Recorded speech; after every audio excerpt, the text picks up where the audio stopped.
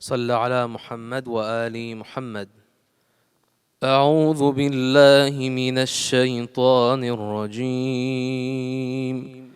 بسم الله الرحمن الرحيم. تبارك الذي بيده الملك وهو على كل شيء قدير. الذي خلق الموت والحياة ليبلوكم أيكم أحسن عملا وهو العزيز الغفور. الذي خلق 7 سماوات طباقا ما ترى في خلق الرحمن من تفاوت فارجع البصر هل ترى من فطور ثم ارجع البصر كرتين ينقلب إليك البصر خاسئا وهو حسير. ولقد زينا السماء الدنيا بمصابيح وجعلناها رجوما للشياطين وأعتدنا لهم عذاب السعير. وللذين كفروا بربهم عذاب جهنم وبئس المصير.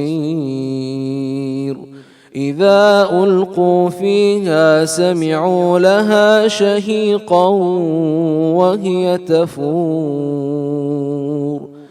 تكاد تميز من الغيظ. كلما ألقي فيها فوج سألهم خزنتها ألم يأتكم نذير.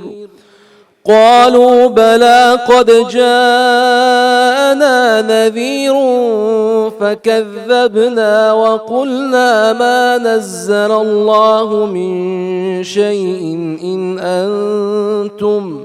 إن أنتم إلا في ضلال كبير. وقالوا لو كنا نسمع أو نعقل ما كنا في أصحاب السعير. فاعترفوا بذنبهم فسحقا لأصحاب السعير. إن الذين يخشون ربهم بالغيب لهم مغفرة وأجر كبير. وأسروا قولكم أو اجهروا به إنه عليم بذات الصدور. ألا يعلم من خلق وهو اللطيف الخبير. هو الذي جعل لكم الأرض ذلولا فامشوا في مناكبها وكلوا من رزقه وإليه النشور. أأمنتم من في السماء أن يخسف بكم الأرض فإذا هي تمور أم أمنتم من في السماء أن يرسل عليكم حاصبا فستعلمون كيف نذير. ولقد كذب الذين من قبلهم فكيف كان نكير. أولم يروا إلى الطير فوقهم صافات ويقبض ما يمسكهن إلا الرحمن إنه بكل شيء بصير أمن هذا الذي هو جند لكم ينصركم من دون الرحمن إن الكافرون إلا في غرور أمن هذا الذي يرزقكم إن أمسك رزقه بل لجوا في عتو ونفور أفمن يمشي مكبا على وجهه أهدى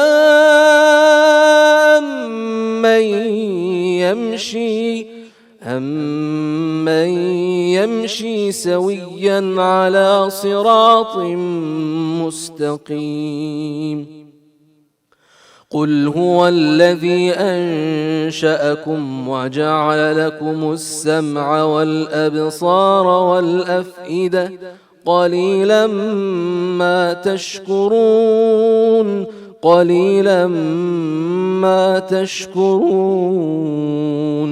قل هو الذي ذرأكم في الأرض وإليه تحشرون ويقولون متى هذا الوعد إن كنتم صادقين قل إنما العلم عند الله وإنما أنا نذير مبين فلما رأوه زلفة سيئت وجوه الذين كفروا وقيل هذا الذي كنتم به تدعون قل أرأيتم إن أهلكني الله ومن معي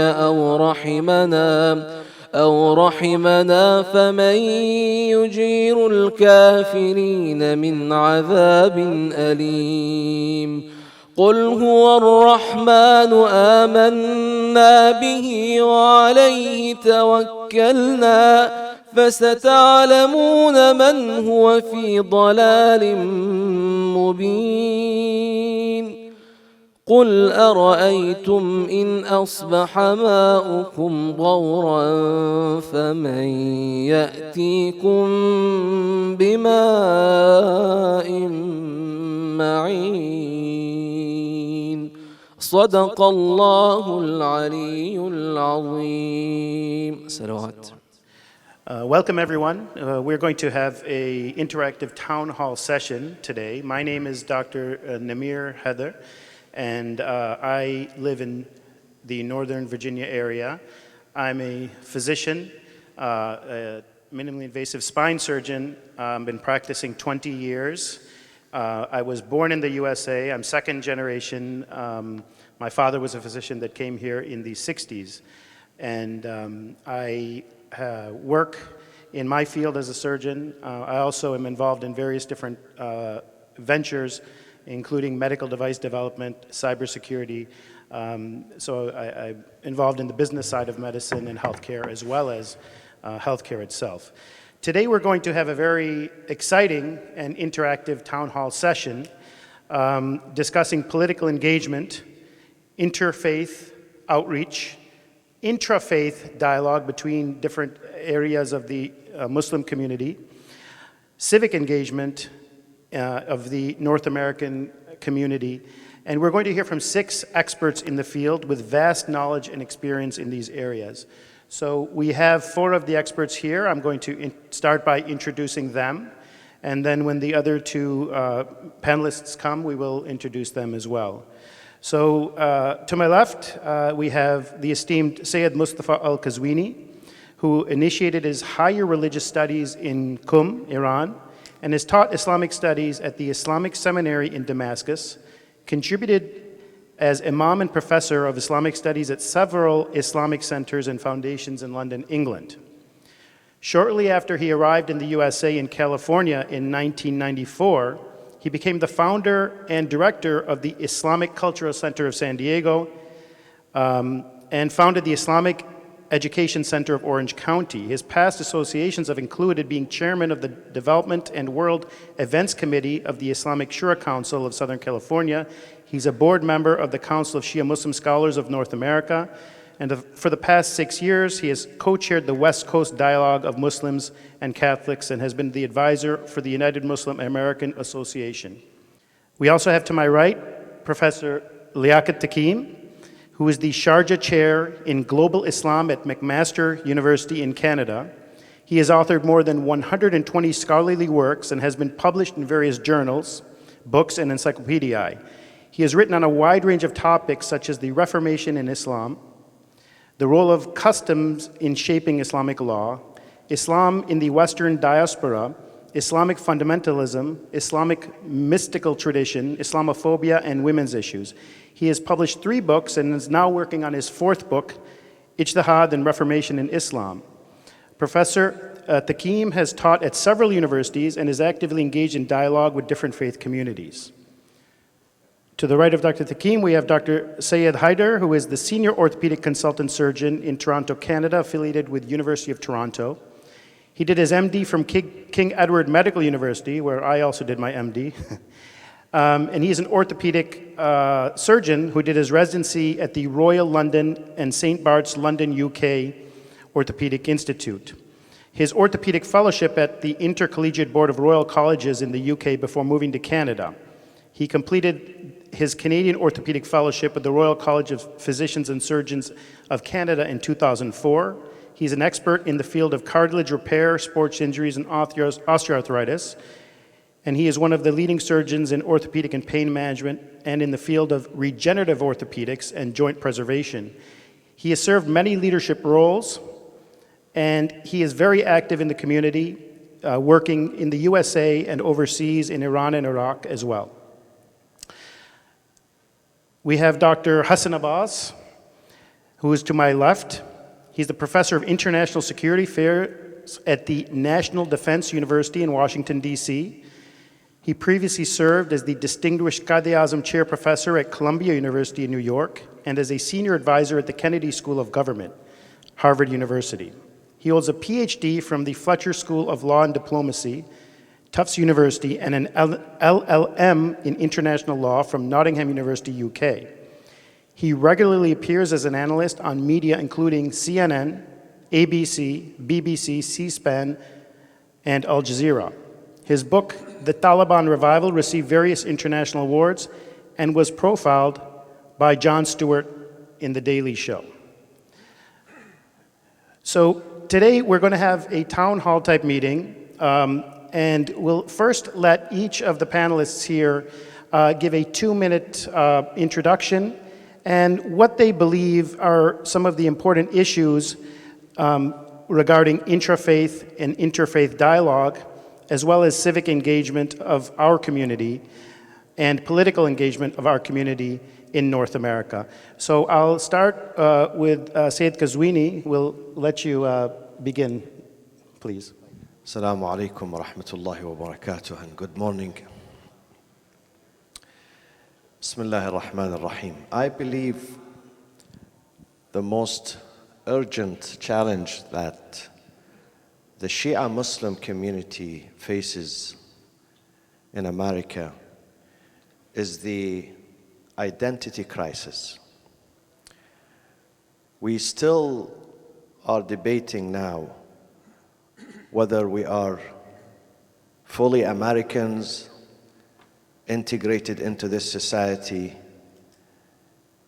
and civically engaged with this society, part and parcel of the American fabric, or we are still immigrants. We are still connected to our countries back home. Even our children, if you ask many of them, they really don't know. They have identity crisis. Should their loyalty be solely for this country? Are they going to stay here forever? This is their home, this is their land, this is their identity. Or they have to go back to their own countries. They don't belong to here. So this is a crisis that has to be addressed by imams, by scholars, by educators. We have to discuss this at Ummah. What is our role? Is this really our country? Because some argue,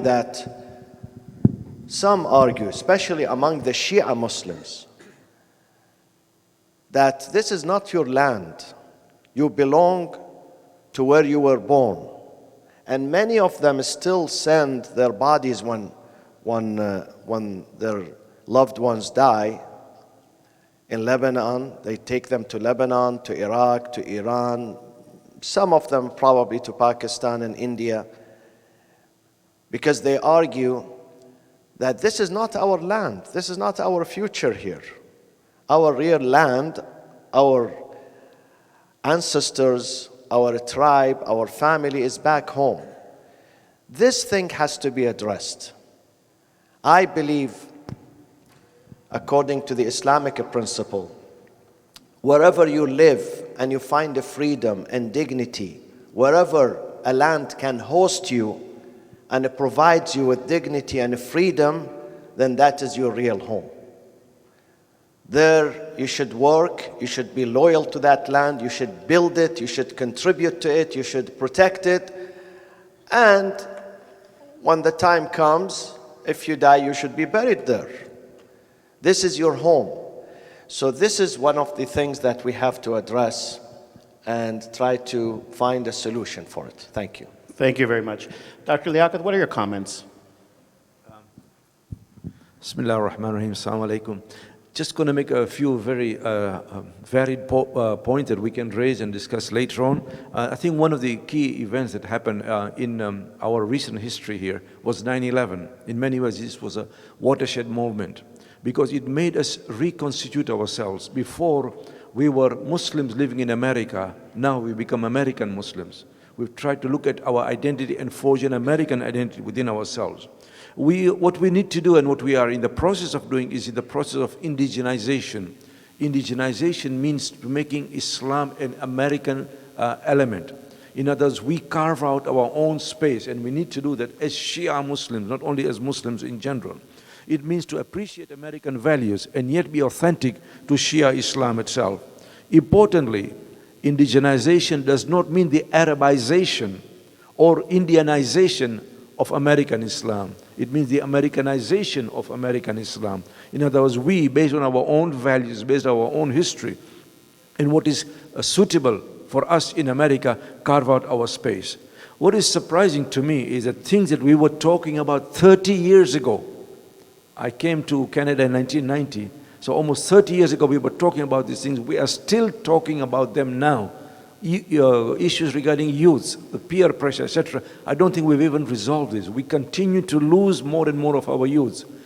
We need to put our thinking caps on. I've said this a long time ago. So for example, I perform marriages. 25 to 30% of the marriages that I perform are with non-Muslims or people who become nominal Muslims and then you never see them again. This is because we do not let our youth interact with each other. I know UMAA does have a matrimonial committee, but that's at a very bare minimum. We need to do far more on that. We need to say something or have a say on regards to poverty, racism, homelessness, AIDS, etc. What are our views on this? I will say one thing, that as Shia Muslims, we need to define ourselves, as Maulana said. Because if we don't talk on our own behalf, you know who will talk on our behalf? Fox News will. And what they say will not be very nice. That's why we need to have media outlet. Today, when the media talk about Islam, they say Muslims believe in Taraweeh prayers, for example. Well, we don't believe in Taraweeh, but we are Muslims too. Or Muslims believe in the triple talaq. Well, we don't believe in triple talaq. In other words, when it comes to Christians, they will distinguish between Catholics and Protestants. But when it comes to Islam, everybody is the same. And it's not. For a longest period, we Shias have not had a voice in the media, not even a recognition. But things are changing. Many a time as I come to across the border, I'm American also, but they all ask me, the immigration officer will ask me, are you Shiite or Sunnite? Well, I say, no, I'm not the Shiite or Sunnite, I'm a Shia Muslim. And they know about it. They know about Karbala, they know about Mashhad, and so on. What I'm saying is that now we, for a longest period, have not spoken of ourselves, and we need to do that politically also. For the longest period, it was haram to vote in America, if you remember. After 9/11, it became wajib suddenly. What was haram became wajib suddenly. Simply because Islam, unfortunately, Islam became the cause of our dysfunctionality in America. We invoked Islam not to vote. Says Islam says it's haram. Now suddenly Islam says it's wajib to vote. See how we have changed in our lifespan. In any case then, one final point, and I've been saying this a long time, many a time, we need to have Shia professors and Shia chairs in universities. Most of the youth in America, most of them, they go to colleges and universities, correct? And that's where they learn about other religious traditions too. And yet we find that we have, for example, Umar al-Khattab chair, King Faisal chair, King Abdul Aziz chair of Islamic studies. We only have one Ali ibn Abi Talib chair at Hartford Seminary. We need it, all it costs is $2 million, and that chair will be established forever, permanently. I hold a chair at McMaster, and you know who endowed the position? The king of Sharjah. And he knows about it that I'm Shia. It's ironic that a Sunni king endows a position which a Shia holds. So in order to have that say, we need to look at all these different dimensions. Thank you. Dr. Yasser, Sayyid Yasser. Assalamu alaikum, everybody. I'm fortunate to be in a big city in Canada where just by default as an orthopedic surgeon, I come across all sorts of diverse populations, religions, races.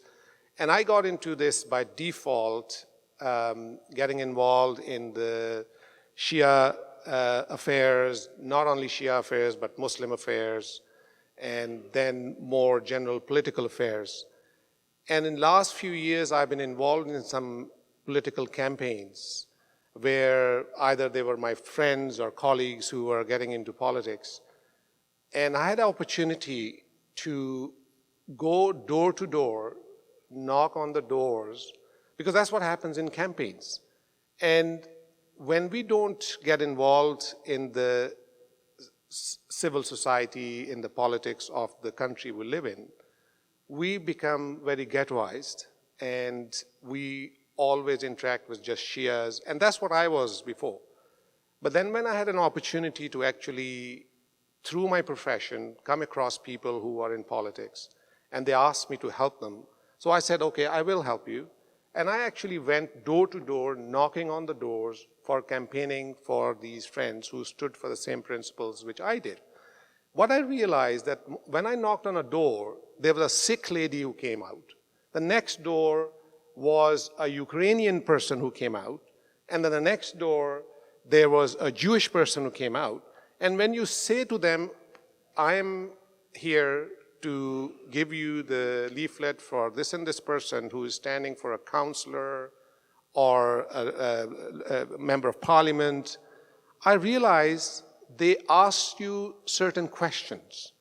And those questions make you think that did I ever think about this issue as a Shia Muslim? As a Shia Muslim, I should be worried about this person's child being autistic but not getting the proper care in the community. So I think we, first of all, as a nation, as a group, should do a SWOT analysis of ourselves. And I love doing SWOT analysis because we know our strength. Our strength is the message. Our strength is the school we represent. It is the most authentic school and the most authentic message there is. That is our strength. But what is our weakness? Our weakness is lack of engagement in our own societies where we live in the politics, in the local affairs. And other weakness is financial. Very few people touch on this. But I think our nation is not as financially literate as they should be. Because when we get uplifted financially, we can support the projects which Brother Takeem mentioned about. $2 million for a chair. But where does that $2 million come from? Every door in Shia community is being knocked for donations. So there's only so much money to go around. I think we need to have professors of finance and business And so these are weaknesses. Our opportunity, this is historic. People talk about Shias being killed here, Shias being killed there. I think Shias have never been stronger in the whole of their history the way they are now. I grew up in Pakistan. I did not know there are Shias in Bahrain, there are Shias in Yemen, there are Shias in Iraq. I was actually drummed in that you are only minority, you're only 10% of Pakistan or 15%, God knows what the figure is. But when I look around, holy, I mean, you talk about Azerbaijan, I mean, you know how many percentage of Shia? It's probably more than 70, 80% Shias. I didn't know that. Right. These are very, very good This points. is historic, that this is the first time Shias have been allowed to go to the Ziyarah this easily. I mean, I've been, for 40 years, I never went to Iraq. Now I go there twice a year. Right. So this is the opportunity. These are wonderful points. I think I'll just make one more point. Very quickly. What is a threat is the disunity. Our being divided and not being united is the biggest threat we face. Thank you so much. Thank you for those comments. Dr. Hassan Abbas. Thank you very much. Bismillah ar-Rahman ar-Rahim. I would make three very quick points. One is, it relates to my own field. I'm a professor, so it's in Dr. Liaquat Takim has already made that point, but I'll expand on that. Another one is a broader issue as it relates to society and state. And third is an example that I want to give you of a person living in Washington, D.C. So here's the first point. I think not only Shia Muslims, but the Muslim voice is missing within the United States when it comes to national debates. And that's a great opportunity. And I'll focus on the three opportunities. For instance, in every Muharram Majlis or in every major internal discussions or debate, we talk about social justice or justice. You pick up whether the statements and the speeches and the kalam of Imam Ali alayhi salam, or you pick anything as relates to Karbala. Everything which is about the Islam projected and promoted and taught by the Ahlul Bayt revolves around the idea of justice. Currently, in United States, there is a huge debate on social justice issues. As it relates to politics, as it relates to immigration issue, you know what's happening on the borders in the United States. I'm sure you're watching television and looking at what's happening on the borders with these immigrants and refugees. The Muslim voice is totally missing. We can't say that the media is not giving you an opportunity. Every media house in this country and every newspaper is writing these things and picking these things up. Where is the Muslim voice? Is anybody talking about social justice? What Muslims think about these issues on immigration and on social injustice? Totally missing voice. There's a huge opportunity. Nobody is stopping you. There is no conspiracy. It is your voice and your initiative that is missing. That's my first point. Secondly, linked to what was very rightly mentioned. And these at core are also linked to the issues of identity, as Mr. Kazvini had said so rightly. But the second major point is, in this country, in the United States, our homeland, you voice your concerns and your policy options and your interests through people in academia, through the policy world. And again, that is an open world for us. Just Google today the number of universities in the state or town that you are living. And you'll be amazed at the number of institutions and educational institutions, and then look at the number of people who move in and out of government when the government or administration changes. Most of the people in all departments, whether it is defense, it is state, or anywhere else, they are borrowed for some years from academia. So the door to academic world is open, and I should not be making this point to a community which says their main principle is about the standard and the status of Imam Ali alayhi salam and his status as somebody who's the door to knowledge and learning and wisdom. We should not be the ones who should be told by anyone to go and enter into the doors of knowledge and wisdom. That's what our identity is. And if our voice is missing in the academic and the educational world, that is a pity. That's a huge opportunity right out there. Third is an example, and I'll close with that, is of a very dear friend who lives in Washington, D.C. His name is Qazi Mannan, our brother from Ahl Sunnah. He has a restaurant called Sakina Grill. The first time we went there, we saw a huge number of people, and I'm sure those who live in Washington, D.C. area, Maryland, Virginia area know about him. What he did was that he announced that every evening he will open his doors to all the homeless and anyone who cannot pay for the food, he will give them free food. Now this was picked up, and I see him on CNN, on ABC, every major news network in this country picked him, did documentaries. I think what he was doing was, rather than making those few $1,000 in the evening, he said, no, I will, in the DC area, I'll take care of the homeless.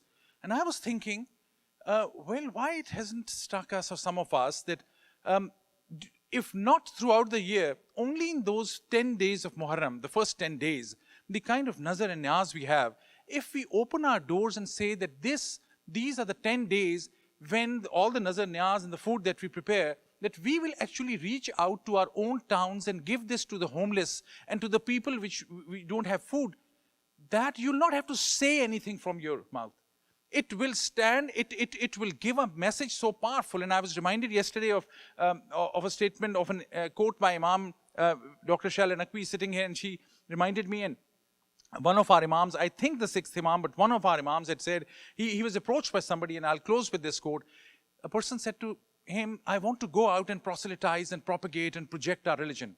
He was quiet. Then the second time the person said, I'm really going out and I want to project and make a case. He said, okay, you can go, but try your level best that you don't have to say anything from your tongue, which means you have to act. There are tremendous opportunities. It is just at times us not taking up those opportunities which lie in front of us in dozens and in hundreds. Thank you.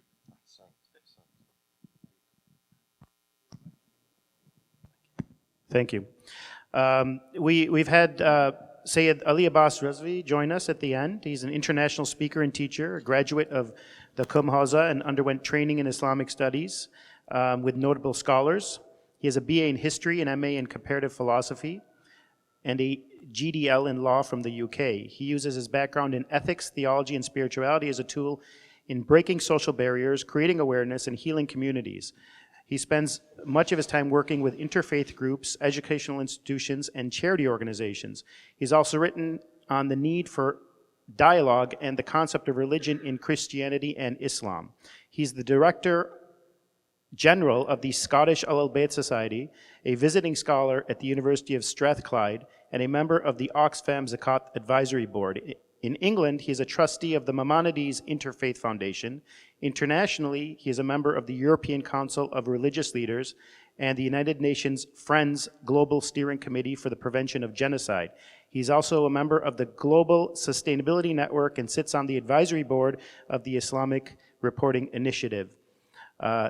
Sayyid Ali Abbas Razvi, would you please give us some of your comments? Firstly, I promise I didn't give him that bio. I would have given him 3 lines and that's it. From what I understand about the conversation, I think there's 5 points that I'm going to raise very quickly and take a couple of seconds on that. I'm not from this side of the world, so I can only give you the experiences that I've had visiting and engaging with the various communities here. I find that the most successful communities are implementing 5 things, 5-pronged strategy. The first is political engagement, and just bouncing on some of the things that have been said. For a community to live in a country and not politically engage, I believe you're doing an injustice or a disservice to your communities. Politics and governance is about essentially helping communities. And I believe that if we don't engage on a political level, we're marginalizing not ourselves, but also other communities from getting to know us. So that's the first thing. I think the second thing, which again is very important, living in a society, especially in North America, which is quite religious in comparison to Europe, I believe one of the reasons why there's no differentiation on CNN or Fox is because of the fact that we as a community don't come forward to actually engage in terms of interreligious dialogue. Those who are engaging in interreligious dialogue do not have the methodology that is required in North America. So I think more than that is methodology. For the first, political engagement, and the second requires a very strong methodology to be able to understand and grasp what the discussions in interreligious dialogue is. The third thing, as has been mentioned, is education, academia, and again, it's very important. If you look at some of the most influential communities across the world, it's through engagement within academia that they've reached where they've reached. The fourth point here is the importance of empowering your youth, your youngsters, those who are born in America. You know, if my grandfather decided to engage in London, it's very difficult for him, even though his English was amazing, but he had an accent. Whereas if I go forward, or somebody from my generation, born and bred in a particular country, understanding the culture, knowing the language, it's far more easier. It's what we were discussing yesterday. For example, I'm at an airport in the United States. If I see someone who's British, regardless of color, race, language, background, but the minute they know you're a Brit, all right, mate, and you start having a conversation. So I think the fourth is the empowerment of youth, again, which is important. But above and beyond all of this, I think the biggest thing which is lacking in our communities in North America is leadership. For a faith which has centralized leadership for the last 1100 years, yes, we have very good leadership role models in the East, but we have no leadership in the West. It's very unfortunate we do not have it in North America at all. Had we that leadership, I disagree with one statement that was made, we have enough finances. We've got enough money. It's the appropriation or the just appropriation of that finance, and that only comes when you have leadership. We have enough money. We've got enough money to be able to do all of the things that we want to do. I believe all it requires is centralization, leadership, and my final point is this. It's all well and good having a lot of knowledge. It's all well and good. Knowledge is very good. The problem is that knowledge is not reflecting or translating into wisdom. Why is wisdom important? Or in this case, wisdom essentially is the manifestation of that knowledge in the prism of the system. If you understand the system in North America, with all of the resources that you have, you will be successful. But with all of the knowledge and all of the money, you will not be successful if you don't understand the system. And so hence, concluding on that very first point, it is important that we engage. The purpose of that engagement initially is to understand the system in play. It's a machine. Right? For example, you go into the United Nations, it's a machine. You've got to understand it before you can penetrate it. The European Commission is a machine. You've got to understand it before you can penetrate it. Same way with any political systems across the world. Same thing here. You've got to understand the system before you can penetrate it and become a valuable member of that society. Thank you. At this point, let's pause and take some questions from the audience. We have a microphone on this end as well as on the other end. And each audience member will be allowed to ask one question, and each panelist will have 1 minute to answer that question in a pointed and directed manner. So we'll give you the opportunity to think if you have any questions. In the meantime, I'm going to address a first question to Sayyid Qazwini. You had mentioned about the identity of Muslims in America. The Economist in 2018 had an article titled, "Losing Their Religion, the Number of Ex-Muslims in America is Rising." According to Pew, 23% of those raised as Muslims do not identify themselves as Muslims when they are adults. So what do you think are the factors that we can, as a community, do to handle this? And me, from my personal experience, I will just tell you that I was born here but went back to Pakistan for education. So I became very connected with my religion then. I don't think everybody has that opportunity, so we need to, within the community here, have various opportunities. But how do we prevent these things from happening within our community, losing our religion? I think we have more secular Muslims in America than religiously committed and religiously practicing. And there are many reasons for that. One of them is that the Islamic institutions and mosques failed, as I mentioned last night, to attract the intellectual people, the professional people, the successful people. Yes, we do there to do the Friday prayers, but only to worship, only for rituals, not for intellectual growth, not for intellectual learning. We don't interact. The young generation, especially those who go to universities in this country, they compare the lessons that they learn at the universities from their professors with what they hear from their imams at local Islamic centers. And they find there is a huge gap, there is a huge difference. This is why they are mostly disenchanted with their Islamic centers, with the programs of Ramadan and Ashura and Muharram and other programs. We do not give them what they really yearn for, what they really need.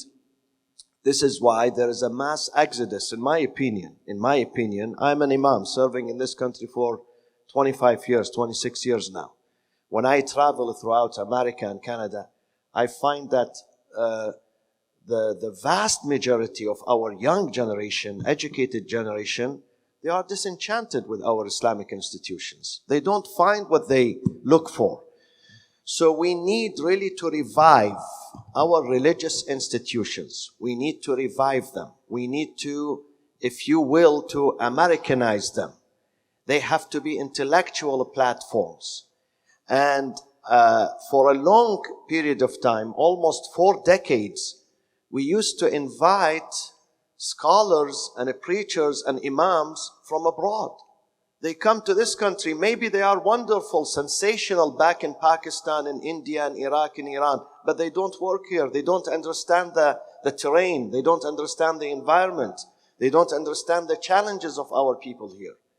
So we failed in catering to the young generation. We definitely have to revive our religious institutions. If we really need to get the young generation, the intellectual generation on board, definitely we have to have a fundamental reforms to our religious institutions. Thank you. Dr. Liaquat, you had mentioned that you felt that 9/11 was a turning point in this country and in the world. How do you feel that the 9/11 may have had an effect on Muslims de-identifying themselves sometimes, especially in public, a certain segment of at least the Muslim population? When you say de-identifying, means becoming re-identified with Islam? Well, no. Actually the opposite. Not mentioning that they're Muslim because it creates controversy within their workplace, within, their environment. It certainly did that initially, at least. There are Muslims who wanted to distance themselves from Islam in order not to be targeted. And I know a lot of sisters also who took off their hijab simply because they felt that they were being targeted in the streets, the workplace. It became a very, very anti-Islamic environment. But I think gradually and surely Muslims said, no, this is our home. And we need to stress our American identity and our Islamic identity at the same time. So, I remember there was one ad run by CARE in the New York Times soon after 9/11. And there was a lady there with proper hijab, and she said, I'm American, I'm Muslim. And the American came before the Muslim. Which goes to show that we tried it gradually, but there were a lot of our youths, even the elder generation, they want the questions answered, unlike us who just accept whatever the preacher says. Most of our centers are monologue. They do not address the issues that confront the youth today. We are scared to talk about, for example, gays. We are scared to talk about peer pressure because what we will hear, we may not be able to answer. And I think that we need to prepare ourselves to engage in ourselves in a very controversial topic. When you tell your fellow youth, that all your friends, because they are non-Muslims, however good they are as human beings, they're all going to go to hell because they're not Muslims, it doesn't jive with that. Sayyid Razavi, you mentioned that the 5 points, and I find them very interesting. How would you explain, or what is your perception of the difference between the UK and the USA, and what advice could you give us in the USA to maybe do a better job on some of these issues that we're mentioning are problems within our community? I think you've got to take into consideration that the community in the UK is far older. It's an established community dating back to the First and Second World War. It's surprising for me when I do hear that people are leaving the faith in the United States, whereas in the UK it's the other way around. However, religion also brings about severe politics, and I'd say London is the most politically charged religious capital city in the world when it comes to Islam and Muslims. You know, fitna in London, it's something that if you take all of the United States, the entire fitna, and you put it into one area, it would have a fraction of what London represents today. Very religious, highly religious communities, 20 years ahead of the religiosity maybe that you find here. So we've got our own challenges. We've got our own problems. It's very difficult to compare and contrast. The only thing I can say, if you remove England, and many people when they look at the United Kingdom, is look at England, you come up to Scotland, that's a different diaspora altogether. How were the Scottish Muslims successful in doing what they've done? So for example, Imam Hussein Day is an official day in Scotland now, recognized by the government, right? 5 years ago, Muslims like these sitting in the audience, not myself, but Muslims like these sitting in the audience lobbied for that to take place. So we have an official day, Imam Hussein Day. Inshallah, this year you'll find that the First Minister will give a statement. It might lead to a domino effect. Other countries may also follow suit, hopefully next year and the year after. Two things they did. Their interfaith engagement was civic, charitable. In the periods of austerity, they were helping people who were homeless, feeding those people who didn't have food, right? Giving blood when there was a shortage of blood, helping in terms of bone marrow. The core of our faiths is service to humanity. And I think as opposed to us sitting together and having theological discussions which lead to differences and then, in fact, leads to divisions many a time, when faiths do come together to produce something in terms of a social service is powerful, especially when two faiths work together. Individually it may not be as powerful, but I'll give you an example. Imams, rabbis, both of whom went to Calais when the issue of the crisis, people coming over from Syria, it was so powerful it made all the papers. Why? You wouldn't expect conservative imams and conservative rabbis together for a whole day helping refugees. That was powerful, imagery, PR. So I guess these are some of the things. Final point was this, political engagement. Because the community has been there since 1945, they are now well versed in how to penetrate the political systems. And I think you need to speak to more congressmen, at least have dinner with people who are knowing of the system, get advice, seek advice, start contributing as well. Don't always demand, I want this. You know, a lot of times I find that Muslims demand a lot. No, I can give this as well. I can give this. We have certain skills. We can give those skills to you. So I think it's many a time it's what we can give as opposed to what we want out of something, which is also important.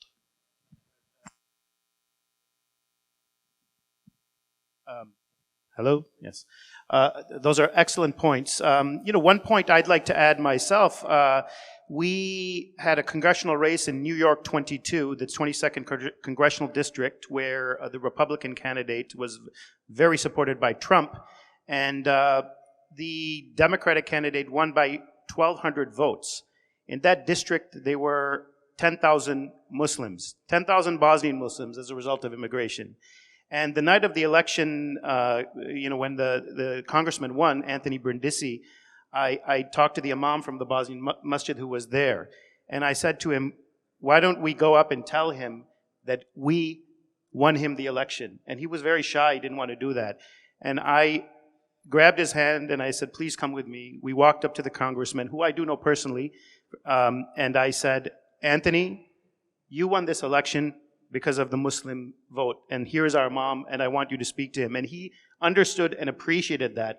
So I think those kinds of efforts on behalf of the Muslims, we need to really identify ourselves and let them know when we do have some power and some ability to help them and to create a difference. Getting back to intrafaith, Dr. Hassan Abbas, you mentioned interfaith, but intrafaith, it seems that we are not communicating that well with our other Muslim brothers to have a cohesive sort of force in dealing with many of the issues we've discussed. What do you think is the best strategy to deal with the various groups within our own other communities to have a cohesive force and a plan of action that benefits all of us? Thank you very much. I think that it's a $1 million question, and it's extremely important, and it's very relevant to the legacy of Imam Jafar al-Sadiq that we are talking about. Few of us know that among all the Imams respected and respected primarily by the Shia Muslims, that Imam Jafar al-Sadiq, other than Imam Ali and Imam Hussein, is the only Imam, the third Imam in this reference, who is not only highly acknowledged, but who's very well known among the Sunni Muslim brothers and sisters because of his contributions for Maliki and Hanafi school of thought.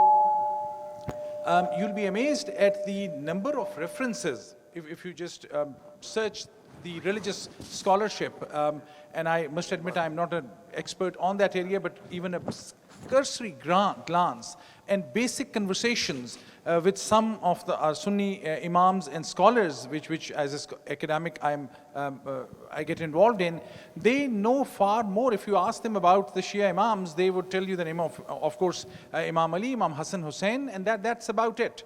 They don't know in most cases the names of other imams. But Imam Jafar al-Sadiq is very well known. Why? Because his scholarship, his legacy, and his influence, and his leadership in terms as an educationist was so useful and valuable. I have had at least 2 discussions with Sunni imams who had their own position. I respect their position. They were saying Imam Jafar al-Sadiq was not Shia, and I of course had a different position. But what I'm saying is that, so this is very relevant to how there are common points for intra-faith dialogue. For instance, I mean, coming from the level of Ummah, the topic of this panel also is links to what Ummah can do. I think this is high time that there should be, and I've already seen there are conversations about it, that Ummah can have a joint convention with ISNA or ICNA or any other Muslim organization. Are there any differences whether we expect our Sunni brothers and sisters to also raise and take up these issues of whether it's Shia genocide or all the atrocities that the Shia across the world are going through? Of course, you can't, but you cannot expect on the first day for them to stand up with you, because in most cases they don't know. In many cases we assume that every Sunni Muslim or any Muslim from any other sect has this entrenched hatred of Shias or a bias. There is in many cases, but in a great majority of cases it is not. It is based on ignorance.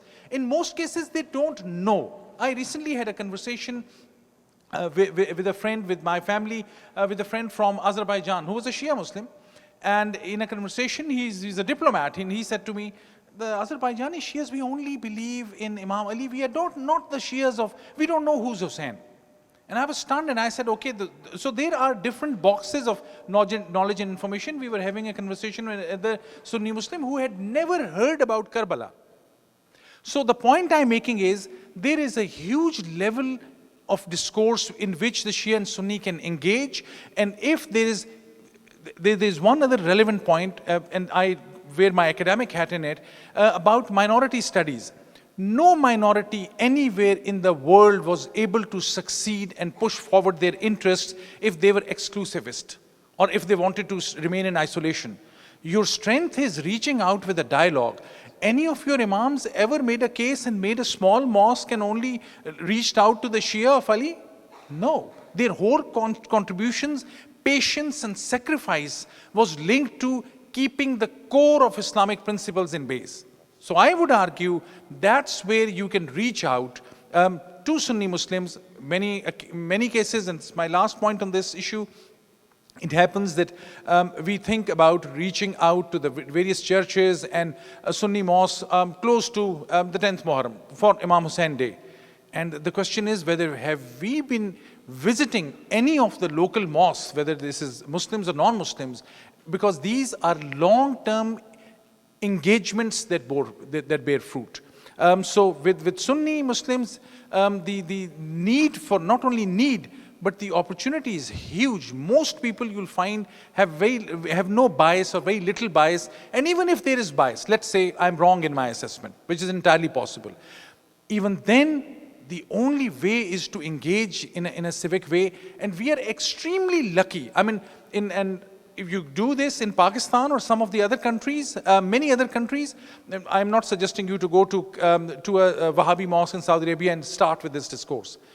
We are lucky in the West that there you have the state security system on your support. The other person can tell you, we don't want a conversation with you, but they cannot kick you out. They cannot use violence. So that opportunity is right in front of us. Thank you. Thank you so much. I'd like to involve the audience.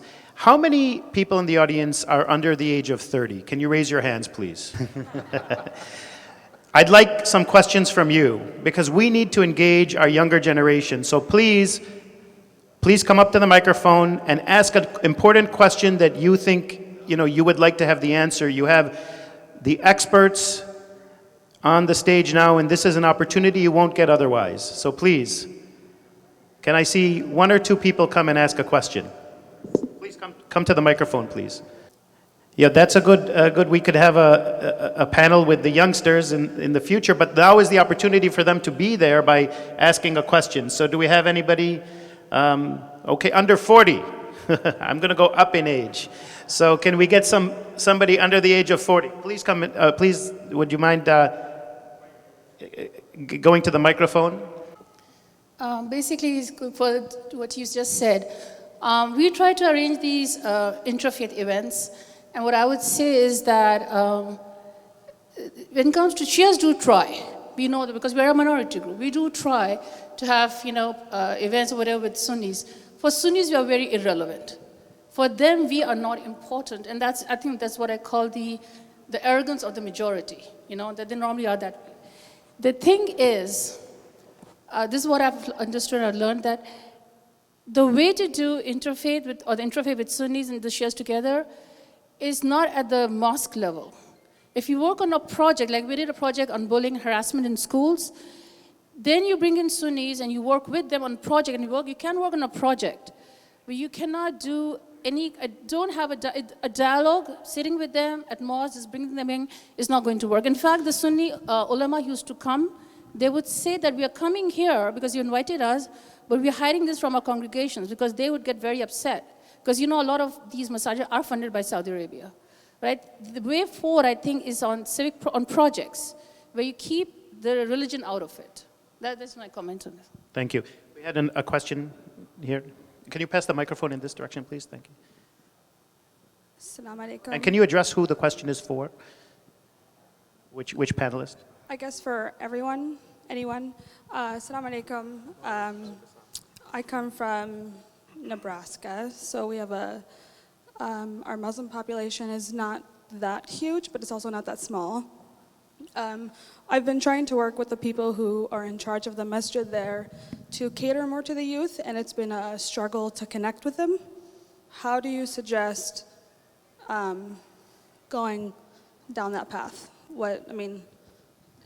They're really hard to connect with. I've thought about just starting my own masjid, but I'm only under 30, I struggle so much because I see so much youth and so many young kids who are walking away from Islam because, the community there is not catering to them and they don't have other resources.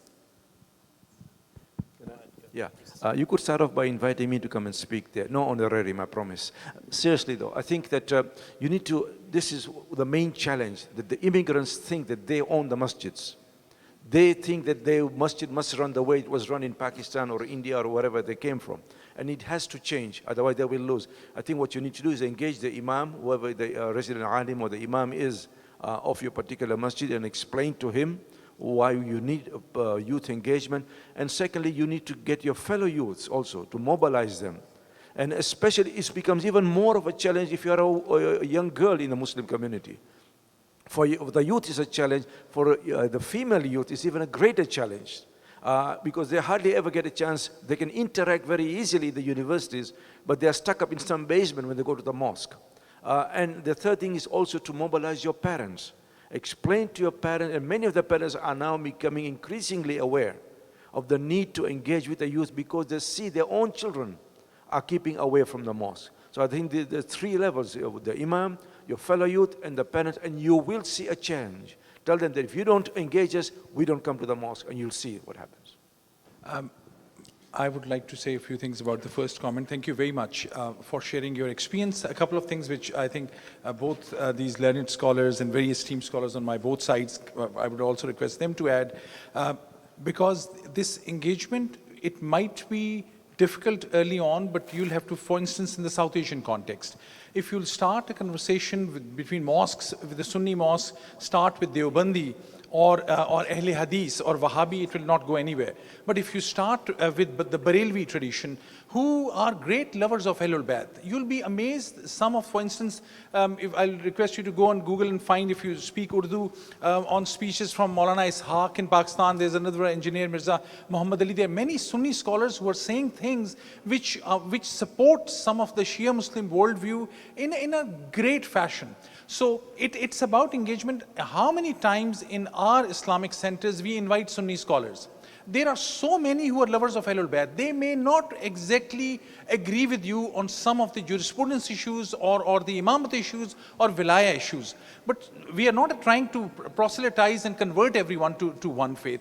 So we have to focus and target on areas and people and scholars who are lovers of Ahlul Bayt. That is a great common thread on which relationship can be built. You're right, absolutely, that you have mentioned. It can be in school boards, it can be on cultural issues, it can start on cultural issues, and mosque can be then at one of the points. But the events that are organized by Shia Muslims during Muharram and later on, I would highly encourage the Islamic centers to start once in a while, invite some Sunni scholars. And I am sure if one will refuse, there'll be many others who would come. Thank you. I will make some comments. And then Yasser. Yes. Okay, Yasser, go ahead.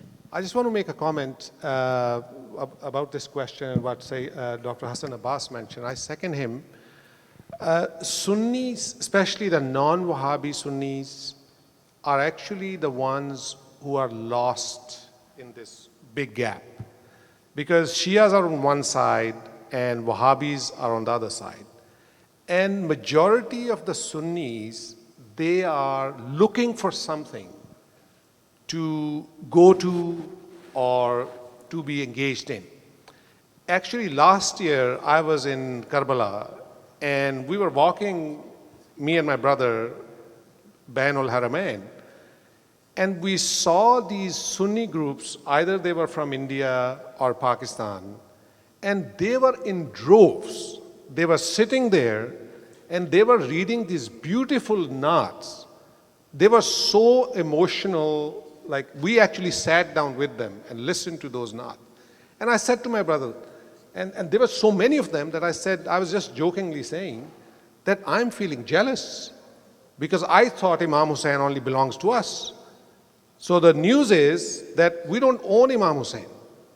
You know, we have this responsibility to take the hands of this youth who are in the communities, who are Sunnis or Shias, and travel with them. Because, you know, when they go to Saudi Arabia, they are disowned. Sunnis, like the Barelvi Sunnis, they don't belong there. When they go to Iraq and Karbala, they not only have the opportunity to see Karbala because they love Imam Hussain, but they also have their revered personalities in Baghdad and so on. So make a trip. I tell you, the best way to engage with the youth is to travel with them. Even if you can't travel to Karbala, but make an effort to travel somewhere together. The traveling brings us together. It does something, and I've been doing this for the last 8-9 years, traveling to Iraq together every time. Last time I took a Sunni politician who is very well known in Toronto and his wife with me to Karbala. First of all, I took him to Majlis, and I just invited him.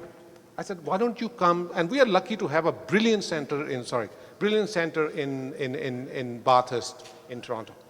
Very well organized. But when you take a Sunni there, first of all, they look at the organization and the level of intellect and the discussion, they're amazed.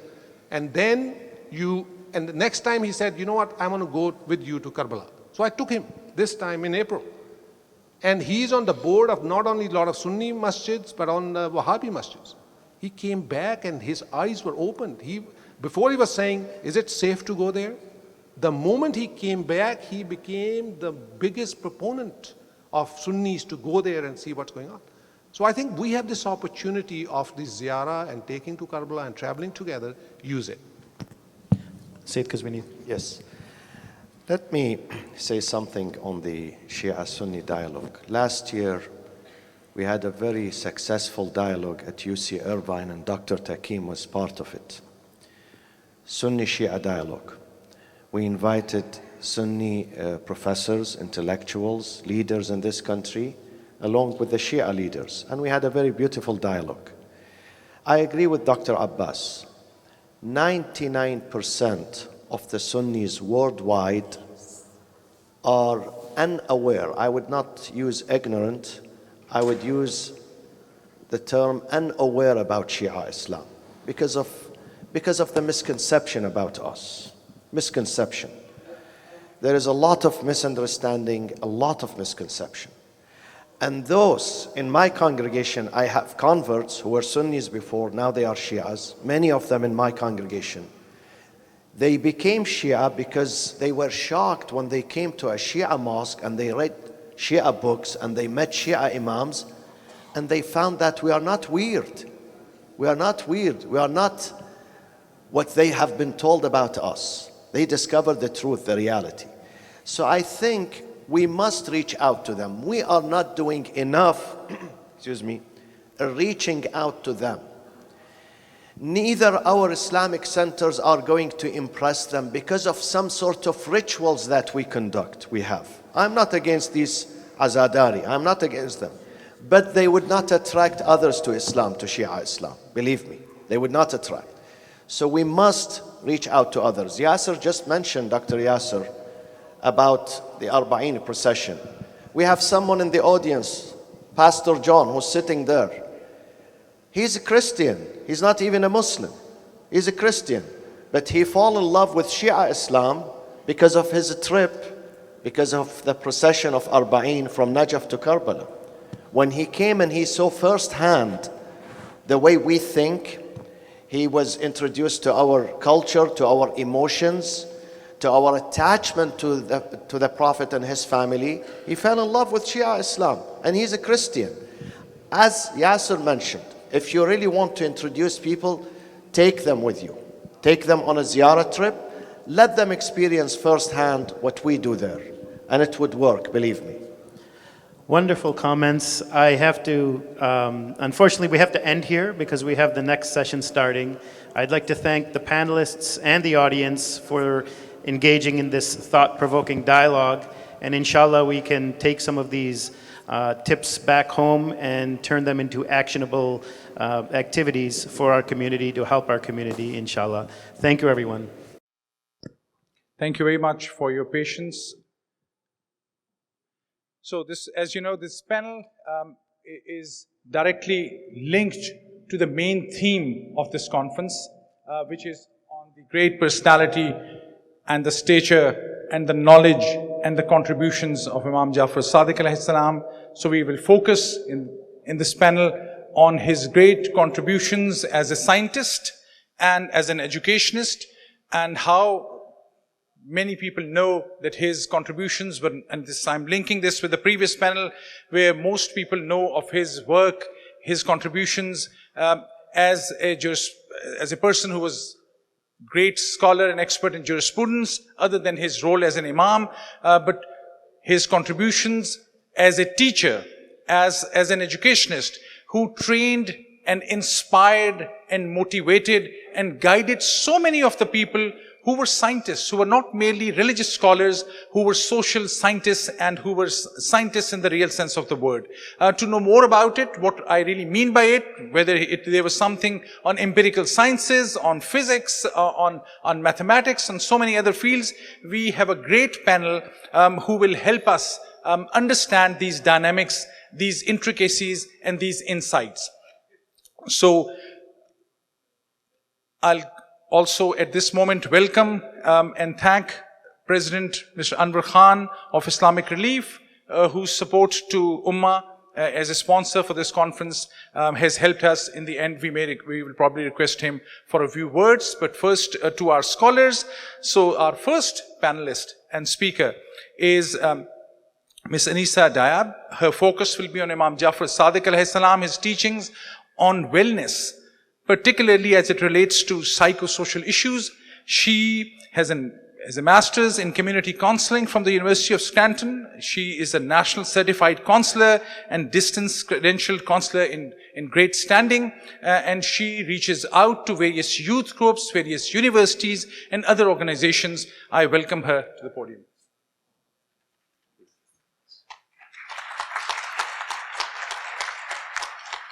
أعوذ بالله من الشيطان الرجيم بسم الله الرحمن الرحيم والصلاة والسلام على سيدنا محمد وعلى أهل بيته الطيبين الطاهرين صلى على محمد وآل محمد.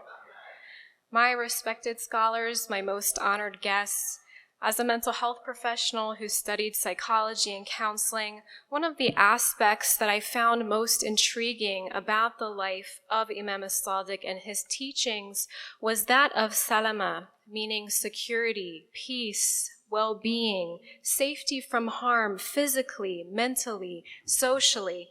I've worked as a therapist on college counseling centers, crisis hotlines, and I work with Muslims nationally all over the country. And I find that the one thing everybody is searching for is well-being and inner peace. So I'd like to do my best to speak on that today and talk about how Imam As-Sadiq discussed this in three ways. First of all, how do we attain well-being? How he taught us to deal with difficult people and difficult situations, and what he said about current day issues such as suicide, which is a big public health issue in our country today. So my hope today is we can walk away with some tools from our beloved Imam As-Sadiq for how to enhance our psychosocial spiritual health, which is a science and skill set in itself if you think about it. So I'm sharing some reflections today from his book, Lantern of the Path. If you do not have this book, please, when you leave this conference, obtain a copy of it because it's so beautiful and it should be in everyone's library. So in his book, Lantern of the Path, he says, seek well-being from Allah subhanahu wa ta'ala wherever you are and in whatever state you may be in. For your faith, for your heart, and the ultimate outcome of your affairs. And Imam says this, that he who seeks well-being does not always find it. You know, when you don't take the time to assess your current state of affairs, what you find is you lack mental clarity over time, you lack physical vitality, and you find yourself at times in conflict with those around you because you end up offloading that negativity onto others. So Imam further explains and asks the following question that's very, very important. How then is it that there are some who expose themselves to affliction, travel the opposite path to well-being, and oppose its principles, and yet they see safety as destruction and destruction as safety? This is a great question, right? Why would somebody seek something they know is going to make them struggle as a means to their well-being? Very important question. So Imam elaborates on this, that well-being has been taken away from people in every age, especially this one, but it can be rediscovered through enduring hostility and even injury from other people, through patience in the face of disaster, making light of death, fleeing from whatever is reprehensible, and being content with a minimum of material possessions. So what's interesting as human beings is we often tend to avoid situations that induce fear that induce anger, that induce sadness, because these feelings are often associated with negative past experiences, right? So some people believe, for instance, if they feel bad about taking a certain opportunity that will help them grow, that opportunity must be bad, just because of how they're feeling about it. Not necessarily. For instance, I'm scared to take this job opportunity because I know that this boss is going to be very difficult. Therefore, it must be a bad decision. This is a maladaptive coping strategy known as emotional reasoning. Emotional reasoning is when people, for instance, say, I feel anxious, so I must be in danger. I'm having bad thoughts, therefore I must be a bad person. Okay, you don't want to use temporary emotions in life to make permanent decisions. Pursuing an opportunity that triggers difficult emotions may actually be something that is good for you. So we need to challenge these irrational thinking patterns that some of us have that may prevent us from reaching well-being. So within the field of psychology, there's a technique that is very powerful that we teach our clients, and it's called reframing. So reframing is used to adjust any kind of negative, irrational, imbalanced thinking that we may have. So for instance, I see this a lot in the Muslim community where, some people blame their problems or their issues on jealousy. Right? We've seen that this person is jealous of me, and that's why I'm going through a hard time right now. They're putting an evil eye on me. They are doing hasad. They've got this envy on me, and that's why I'm in the problem that I have.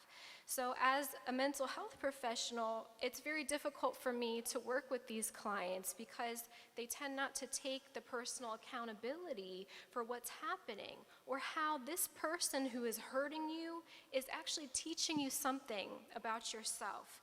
We can get away with a lot in life by blaming our problems on other people, right? Allah subhanahu wa ta'ala says in the Quran, لَقَدْ خَلَقْنَا الْإِنسَانَ فِي كَبَدٍ, that we have created humankind in difficulty. So difficulties are to be expected. Difficult situations make us stronger. They help us grow in proximity to Allah subhanahu wa ta'ala. When we deal with it through patience, when we deal with it through prayer. And the more you deal with difficult people, the more you deal with difficult situations, the easier other difficult situations and other difficult people become in the future, because it's this training, right? So we cannot expect to attain well-being unless we are willing to go through hardship and struggle. Sallu ala Muhammad wa ali Muhammad.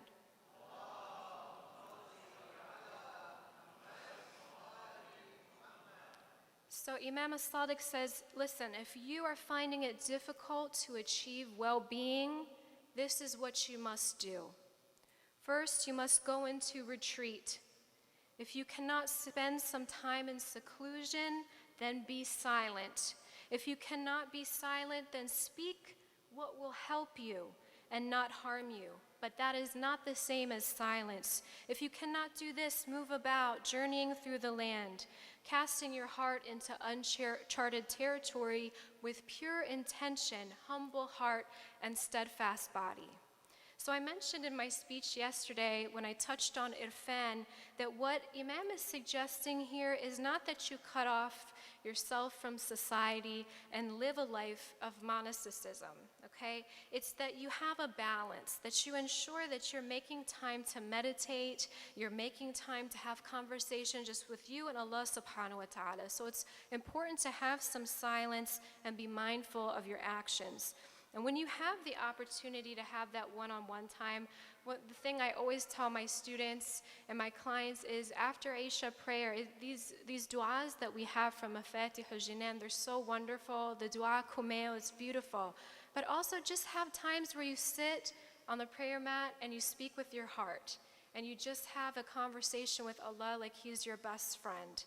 So it's so important not to underestimate the power of salat. Allah doesn't need us. He doesn't need our salat, but we need it in order to attain wellness. We are the ones that need it. In fact, meditation, mindfulness, You know, spending time in prayer, it's so central to Islam that at the time that Prophet Muhammad, peace be upon him, received the first revelation from Allah subhanahu wa ta'ala, he was in Ghar Hira. He was in a state of reflection and meditation at that time. They've also done studies. In 2014, researchers at Al-Quds University and also at the University of Malaysia published an article in the Journal of Alternative Medicine where they studied the impact of salat on well-being. And they found that those who regularly do their prayers, they practice the 5 daily salat, right? They have a decrease in anxiety, they have a decrease in the risk of cardiovascular disease. So science is proving this, subhanAllah. Many folks that I speak to tell me they feel discouraged when they've prayed for something for so long and it doesn't get answered. Why wouldn't Allah give me what I'm asking for? I have this client, for instance, who has been looking for a really good husband for a long time, and she keeps saying, I don't know, I'm praying for this, I'm praying for it. Why would Allah create me with this need for a companion, and my dua is not being answered? So I want you to listen carefully to what Imam As-Sadiq says about why your prayers may not get answered right away. He says, Allah subhanahu wa ta'ala responds to the prayer of a mu'min in 3 ways. He will either hasten what you have asked for, he will store up something better for you, or he will avert for you an affliction which would have destroyed you had he sent it. So we must refrain, again, using that powerful tool I mentioned earlier, this idea that Allah subhanahu wa ta'ala is angry with us, or that he doesn't love us, or that he's punishing us, and that's why he isn't answering our dua. I often come across people whereas Imam talks about how in some cases people end their lives by suicide due to genetic reasons, such as mental illness. And what has been found, according to the Substance Abuse and Mental Health Services Administration study done in this country, that 90% of people who end their life by suicide have a diagnosable mental illness, such as clinical depression or another major mental health disorder, and they tend to use maladaptive coping to deal with these illnesses, such as drinking alcohol, such as addictive behaviors like gambling. So Imam specifically talks about how alcohol use and gambling is a risk factor for suicide. Sallu ala Muhammad wa ali Muhammad.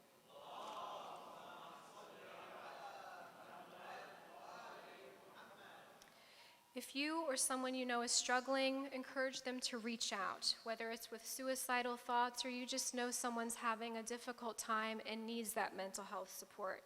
Prayer is great, but if you have a broken leg, you go see a doctor.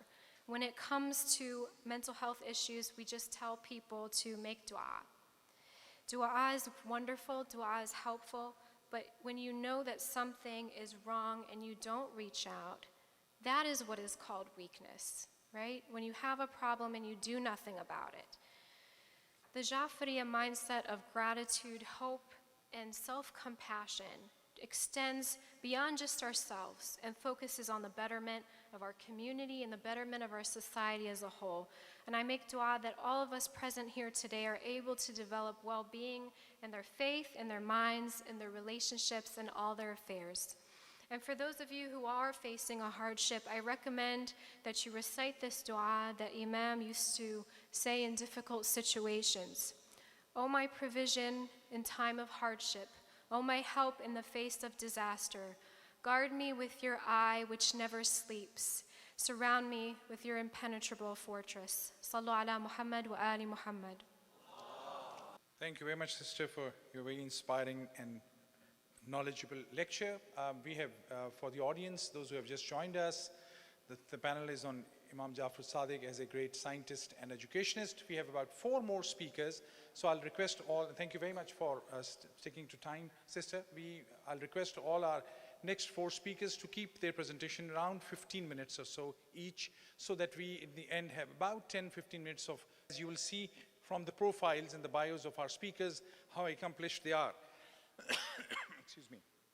Our next speaker is a great academic and scholar and scientist, Dr. Naveed Syed.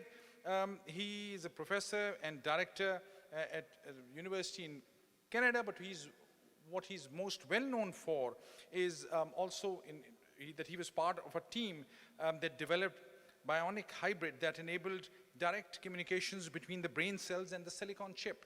He was also among the 150 top innovators in Canada who were awarded by the government of Canada, and they received their award from the Senate in Canada. He was also recognized and awarded Tamgha Imtiaz, High Civilian Award by the government of Pakistan. He has published dozens and actually hundreds of peer-reviewed articles. His scholarship as a scientist is highly recognized and very respected. His topic will be Imam Jafar Sadiq alayhi salam as a great scholar and his work as it relates to the golden age of Islam. Welcome, Doctor.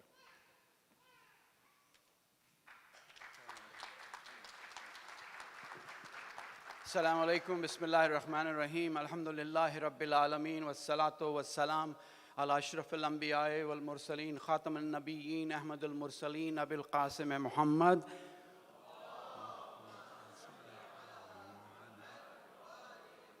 وأهل بيته الطيبين الطاهرين المعصومين المظلومين أما بعد فقد قال الله سبحانه وتعالى في كتابه الحكيم وهو أصدق الصادقين. Honorable guests, respected scholars, ulama, members of the board of Ummah, I'm really indebted to them for this kind invitation, and it's an honor for me to be able to actually speak about one of the imams who turned me into a neuroscientist. And I think this is something that I hope that our children will also take it home. But I begin with one of my personal true story. At our University of Calgary, we had a Christian scholar from the McGill University. She came to talk about the Shia. The topic of her thesis was ilm and iman among the Shiites. So she talked about each and every imam, how they imparted knowledge and what was really the focus of their teaching and education. So when she finished her talk, I asked her a question. And there were many Sunni brothers and sisters, as well as Christians and Jews, because it was a religious department. So I asked her a question, and I said, if you were, after your research, to change your faith from Christianity to Islam, which sect of Islam would you pick and why? So she looked at me and she smiled, and she said, you must be a Shia, because only a Shia could pose such a question. And she said, you know, I will be Shia, and I will give you a few reasons, and I will share a few reasons that she gave as to what was really the basis for her PhD and her research. If I could have the first slide. Okay. I don't think I can actually read it. Maybe could I get a microphone and stand there, please, if possible, or?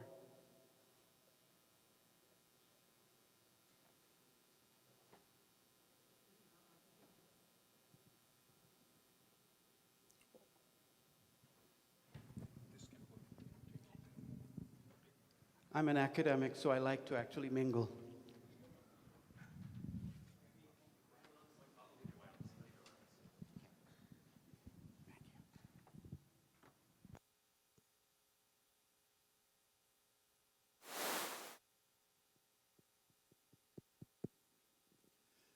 So she actually talked about a few pillars that she felt were really upon which the Shia faith and the Shia school of thought resided.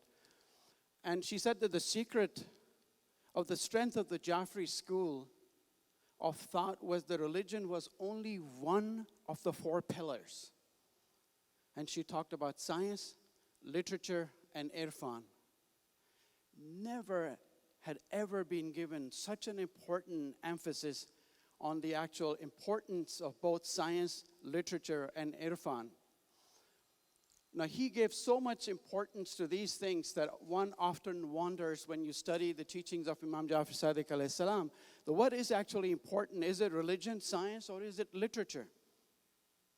Then she went on to say that The actual school of Imam Jafar Sadiq alayhi salam's religious education, that he considered science and literature as two of the most important components of the system of religious studies.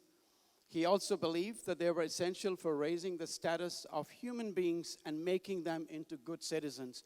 The only place where you actually see Muslim defined in the Holy Book of Quran is service to humanity. And that was the utmost message from our Imam, is that be good citizen. It was his firm conviction that the educated society, their respect of the rights of humans and other mutual cooperation and trust among the members is extremely important. In his class, there were 5,000 students, more than 5,000. And they came from all walks of life. They were Christians, they were Jews, they were Hindus, non-believers and believers. He actually allowed them to solve problems that were truly for the betterment of humanity. Then she also went on to see that the actual Imam Sadiq School of Religious Education was really important in a sense that he believed that this system of education, which had 4 important subjects, theology, science, literature, and infern, was essential for the strength of the Shia survival in the future to come. And this structure was stronger than the structure of steel. So I probed her a little bit more. I said, so, are you going to convert to become a Shia? She said, I'm sorry to say that. Notwithstanding the teachings of your blessed Imams, the Shia school of thought has moved away from the core values that were held by our Imams. The environment is not really conducive for me to join and come in and to be able to really contribute what is good for the greater good of the society. And then she said that the actual teachings of our Imam led to the golden age of Islam. Do you know that Muslims were performing cataract surgery 600 years before Europe? Do you know the actual Muslims knew human anatomy 100 years before Europe? If you go and see the Renaissance painting and the Mother Mary is wearing clothes that has Quranic inscriptions. Their saints were buried in Muslim clothes. We were fortunate to revolutionize the modern sciences. And that golden age began with actually when Prophet Muhammad, peace be upon him, moved to Medina. And the Arab Muslims invaded, just as for youth, just to give you a context, in 1711, and then the golden age began from 750 to 1250. All major discoveries in science and modern medicines were actually made during that time, and we are indebted. The humanity is indebted to Imam Jafar Sadiq alayhi salam for all of these research contributions that the world pride itself. Now, what actually led to the golden age? And that was the Prophet Muhammad, peace be upon him. He mandated that all Muslims, that he should seek knowledge. And there was also a message of hope that there is no disease for which Allah has not created a cure. We also knew that Prophet Muhammad, peace be upon him, said that an alim or a scholar has just as much superiority over an abid, a worshipper, that a nabi would have over the ummah. And the Prophet said, when we go in search of knowledge, the angels spread their wings under your feet. The fish down in the ocean and the birds in the sky, they ask for your forgiveness. This is what our Imam's teachings are.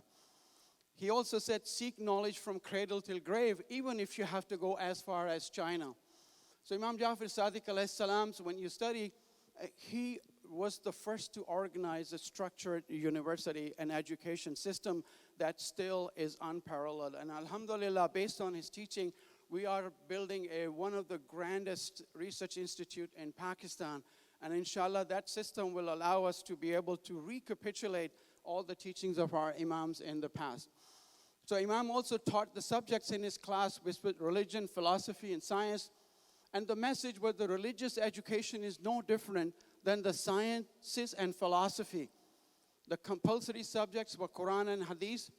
He asked people to collect data, and information gathering was the most important thing. When people join my lab to do PhDs, I tell them that one day in library will save you 6 months in lab. Go and collect this information. The data gathering is really, really important. Then Imam also taught science. he said the science is evidence-based and experimentally driven with the end goal of answering certain specific questions, whereas philosophy has no definitive answers. It's often open-ended, and it helps to develop social and emotional intelligence. Together, they help spiritual intelligence, which leads to your emotional intelligence, which leads to the actual spiritual intelligence, which is really critical for understanding how Allah created universe and how we are.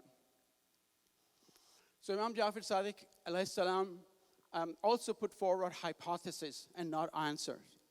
I'm indebted to my colleague Barry Sanders here, who will actually take you into some of the studies that I'm introducing. So even though I'm given 15 minutes, because I'm introducing for him, I'll get a couple of extra minutes as well. So Imam also said that sickness is transmitted through media, which is air, water, and contact. There exist many other stars and planets which are larger than our Earth, and all of them are motion. Imam said universe expands and shrinks. Imam also said that there exists matter. For every matter, there is opposite, which is the antimatter, except Allah. I think Barry will talk about this as well. Imam said light is not emitted from your eyes, rather from object. Only a small amount enters. This actually formed the basis of telescopes, microscopes, binoculars, and some other latest technologies that I will share with you that we are working on developing based on the teachings of our Masumin. Imam said that a beam of light can move large objects, for example, laser beam, and this is really the X-ray and the MRI and the CT that you see in the current stage. Take pride in your imams. Take pride in the education of your imams. They actually set the foundation and the hypothesis that our younger generation now ought to test these hypotheses moving forward. Imam also said we must not pollute our environment. So the environmental science is also the foundation was laid by Imam Sadiq alayhi salam. And an exciting thing is Imam also talked about that in addition to our own universe, there exist other galaxies. And this extraterrestrial world, there are also other living beings as well. And the Quran also said, if you do not behave, you will be replaced by another race. I wonder whether that will be a super AI or an artificial intelligence machine that will replace us, or there is another race that exists. So Imam Jafar Sadiq alayhi salam was also a pioneer in experimental sciences. He was the first scholar in Islam who made theory inseparable from experiments. Imam said that he proposed that the air is not an element, rather a mixture of many elements, and all of them are essential for breathing. Otherwise, people thought oxygen was really important. So if you take 1 to 8 portion, or 8 kilograms of water, 7 is actually oxygen. If you breathe only pure oxygen, it actually sinks and it'll kill you. So imams at that time said, no, it actually has a mixture of many other things. And it is heavier than other air. And then later it was demonstrated experimentally it to be oxygen. Imam Jafar Sadiq alayhi salam also said he defined knowledge as follows. Whatever a man learns is knowledge.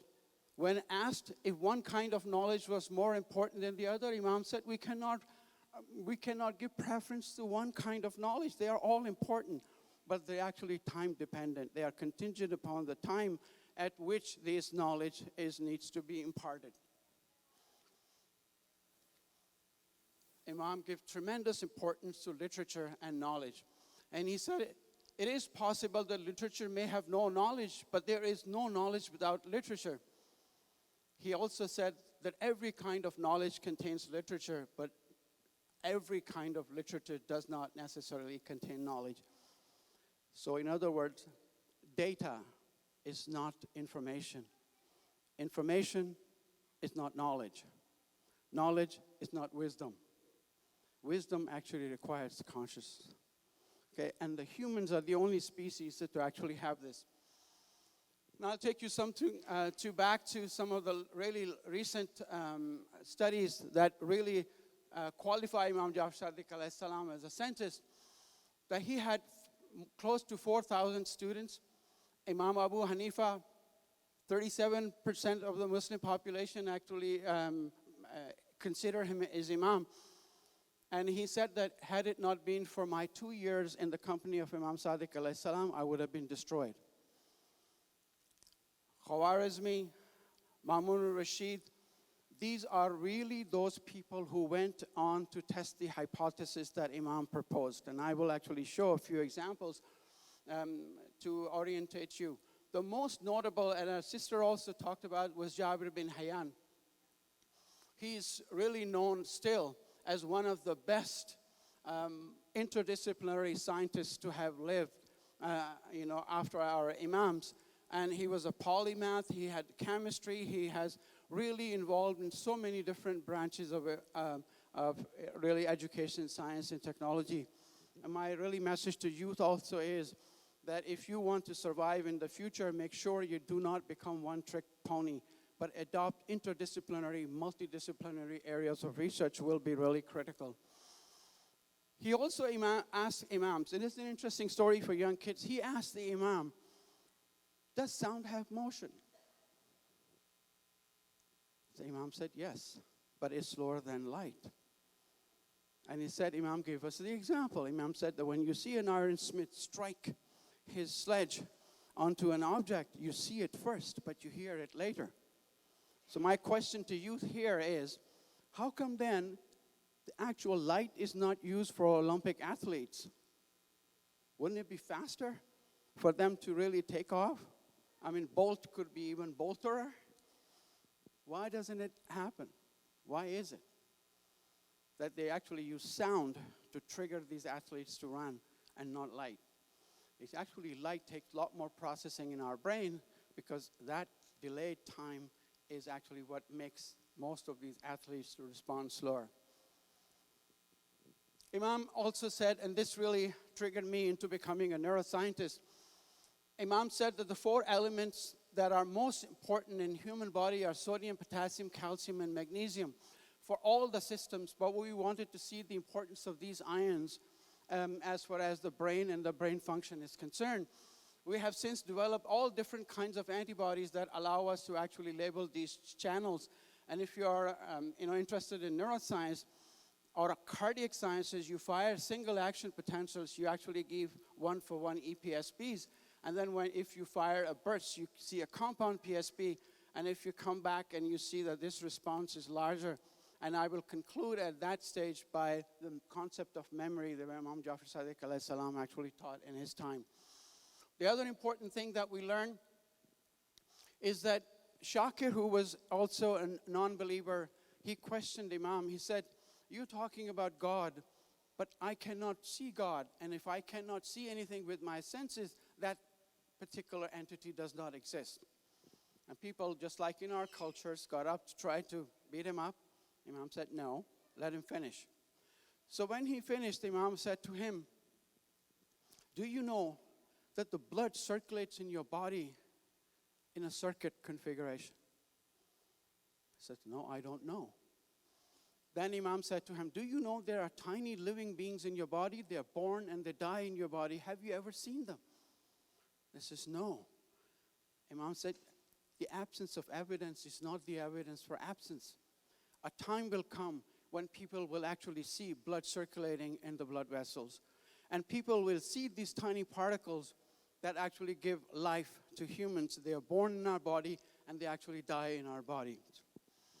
So, long behold, Ibn Nafis in 13th century was the first scholar to actually describe the pulmonary circulation based on the teachings of our Imam alayhi salam. Muslim medical schools that we attend now, they are also really the foundation was laid by Imam Jafar Sadiq alayhi salam. Now Jabir asked Imam a question then saying that, are these diseases from Allah or they're accidental? Imam said to him, diseases actually have 3 bases. Some of them are from Allah. This is the old age. The other are our own making. We actually bring those diseases onto ourselves. And the Quran says, eat in moderation, and yet we indulge in extra eating and drinking over and aboard. Imam said the third kind of diseases are actually caused by some tiny living beings that invade our body. And he said, what are they? The Imam said, they're very tiny, we cannot see them. But Allah has given us a defense, a guard. And these guards are also tiny, they're in our body. And they go and attack these. And they annihilate them, and if they win, person heals. Can you imagine the immune system that is being taught by Imam? So he said, who are these enemies? The Imam said, there are in larger numbers, but their constituents are very limited. And he said, oh, Imam, how is it possible that something could be in larger number and yet made up of few little things? Imam said, Jabir, you see, you have sentences, you have phrases, you have words. What are they made up of? He says, letters and alphabets. Imam said, but there are few of them, and yet they can create huge words and sentences and paragraphs. And he said, the same way, these little tiny creatures, and he said, let me give you another example. So give me another example, and that example, Imam said, was, you see, all animals are made up of blood, skeleton, and flesh. But a cat is not a camel. One is carnivore, and other is herbivore. So this rational thinking and the debate that allowed us to be able to actually get into the depth of the things was really absolutely remarkable manner in which our imams instilled critical thinking. And this critical thinking is absolutely essential. Muslims created hospital courtesy of Imam Jafar Sadiq alayhi salam's teaching and his students. Muslims performed surgeries courtesy of our Imam alayhi salam. Muslims knew human anatomy, like I said earlier, decades before, taking actually the venom from most nasty animals and converting them. Drug discovery, development, this is all the foundation was laid by our Imam Jafar Sadiq alayhi salam.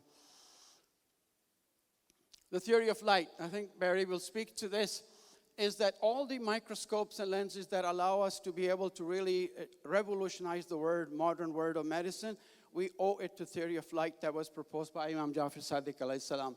We actually use these microscopes, and in our lab also, what we have done is that we have taken the theory of Imam Jafar Sadiq alayhi salam a step forward, where we managed to concentrate through the microscope these lasers that we can focus on specific areas of the wafer. And then when we actually shine that light, it activates those brain cells that you have never seen before. We can now record from millions of cells, and then the basis of this education was Imam Jafar Sadiq alayhi salam's inciting those ideas in our mind. When you take it a step forward, we also use the laser beam to actually activate these neurons that we culture. And this particular technique, Imam said, if you take the laser beam, you focus it at one point, it has enormous power that it can move the objects. You know, this last year, Nobel Prize in Neurosciences was won by someone who took this Imam's hypothesis and turned it into a laser beam that can move the object in a laser tweezer.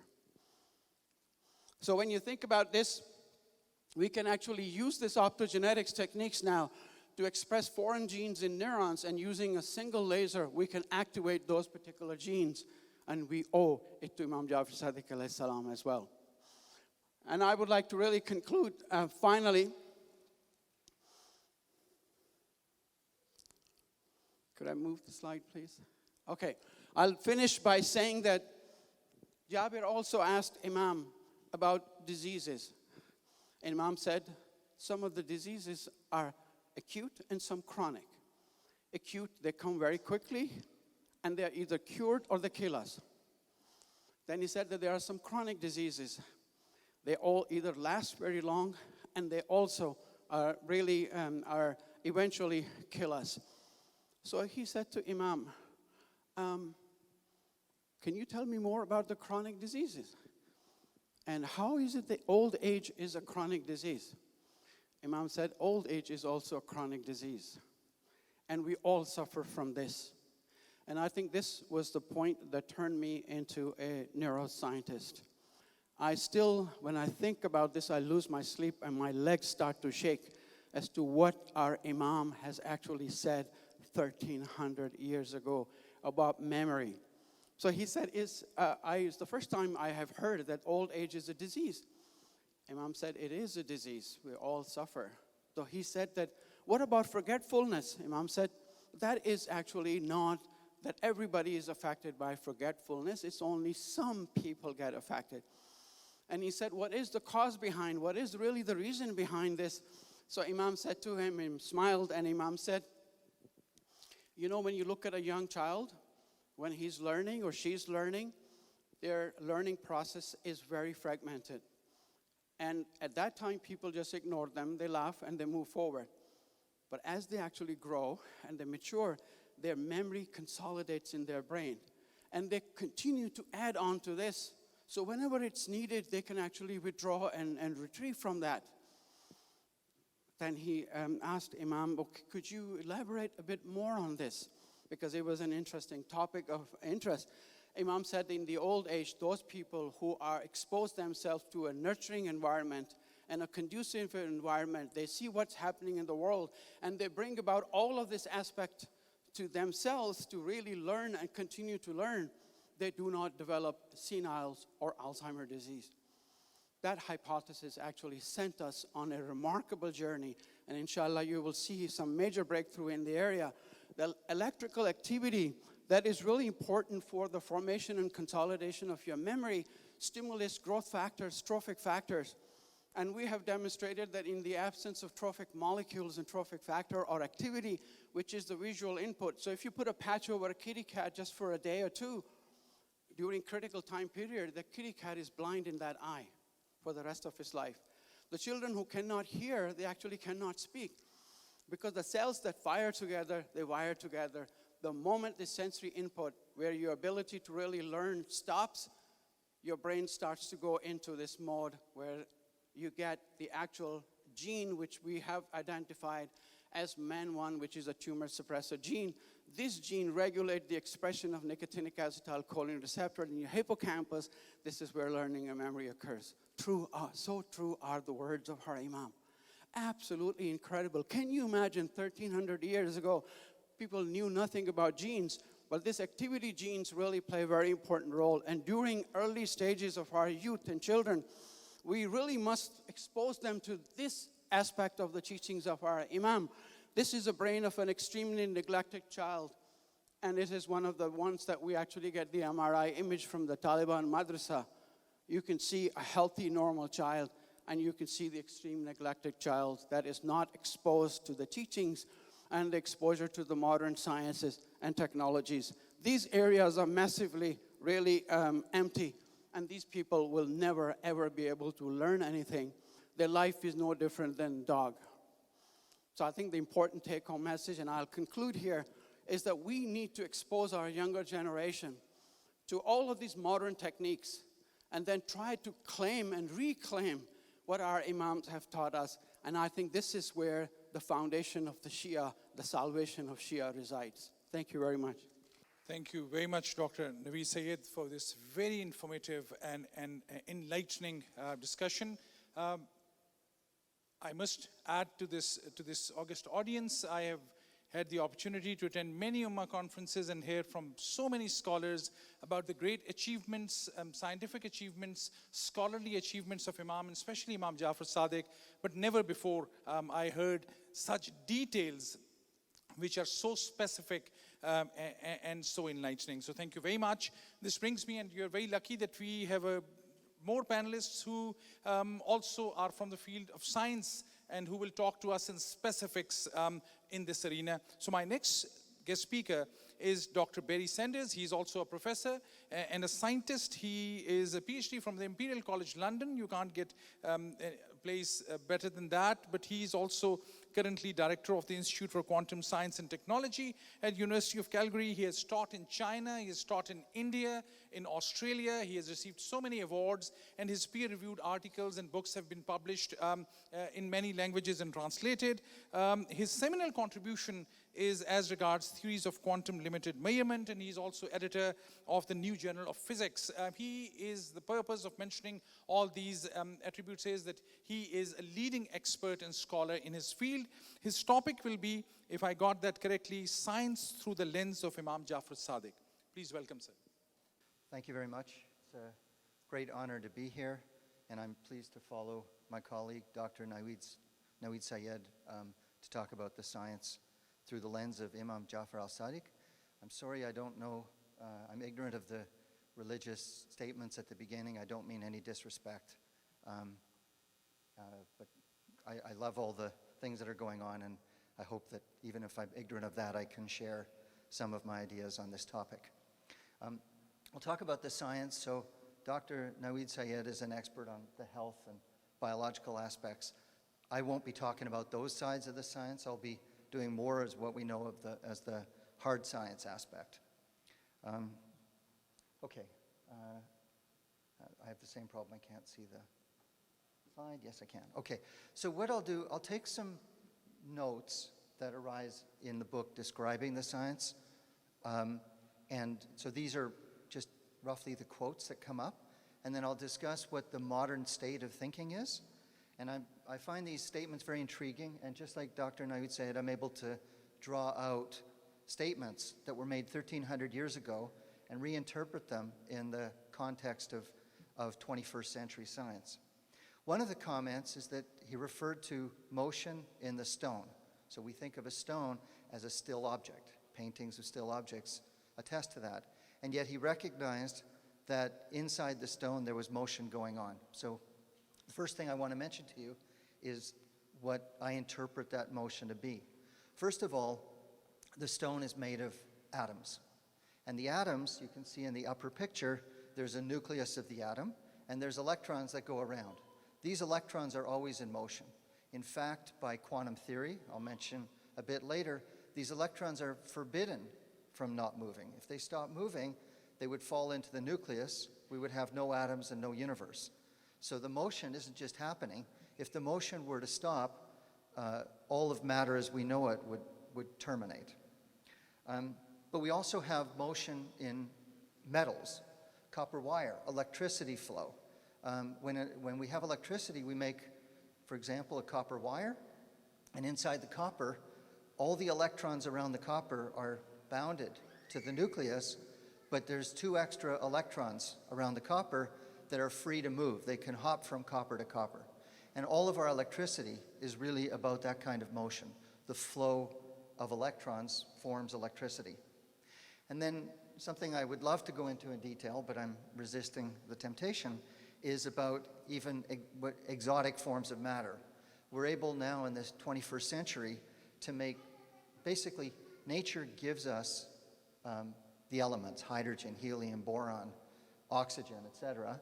But nowadays we're able to manufacture materials with geometries that if we don't find something in nature, we can make it through nano engineering techniques, and even those have motion, and we can play with the motion.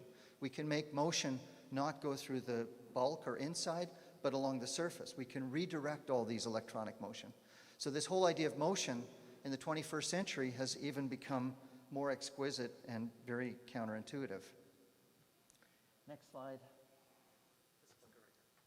Oh, thank you. Okay, so the next one is that the Imam mentioned that the universe needs a controller. So I wanted to give you the concept of where we are at in theoretical physics regarding this notion of a controller. And you can see in this slide, I mentioned the grand unified combination of 2 opposite forces, and Dr. Naweed Sayed mentioned this, matter and antimatter. But the idea that we understand is that a light comes as a particle, a photon, and light can be split into the matter, this is everything that we're used to things being made of, and antimatter. And antimatter is almost exactly like matter, but the property of antimatter is when matter and antimatter meet, they annihilate and form light again.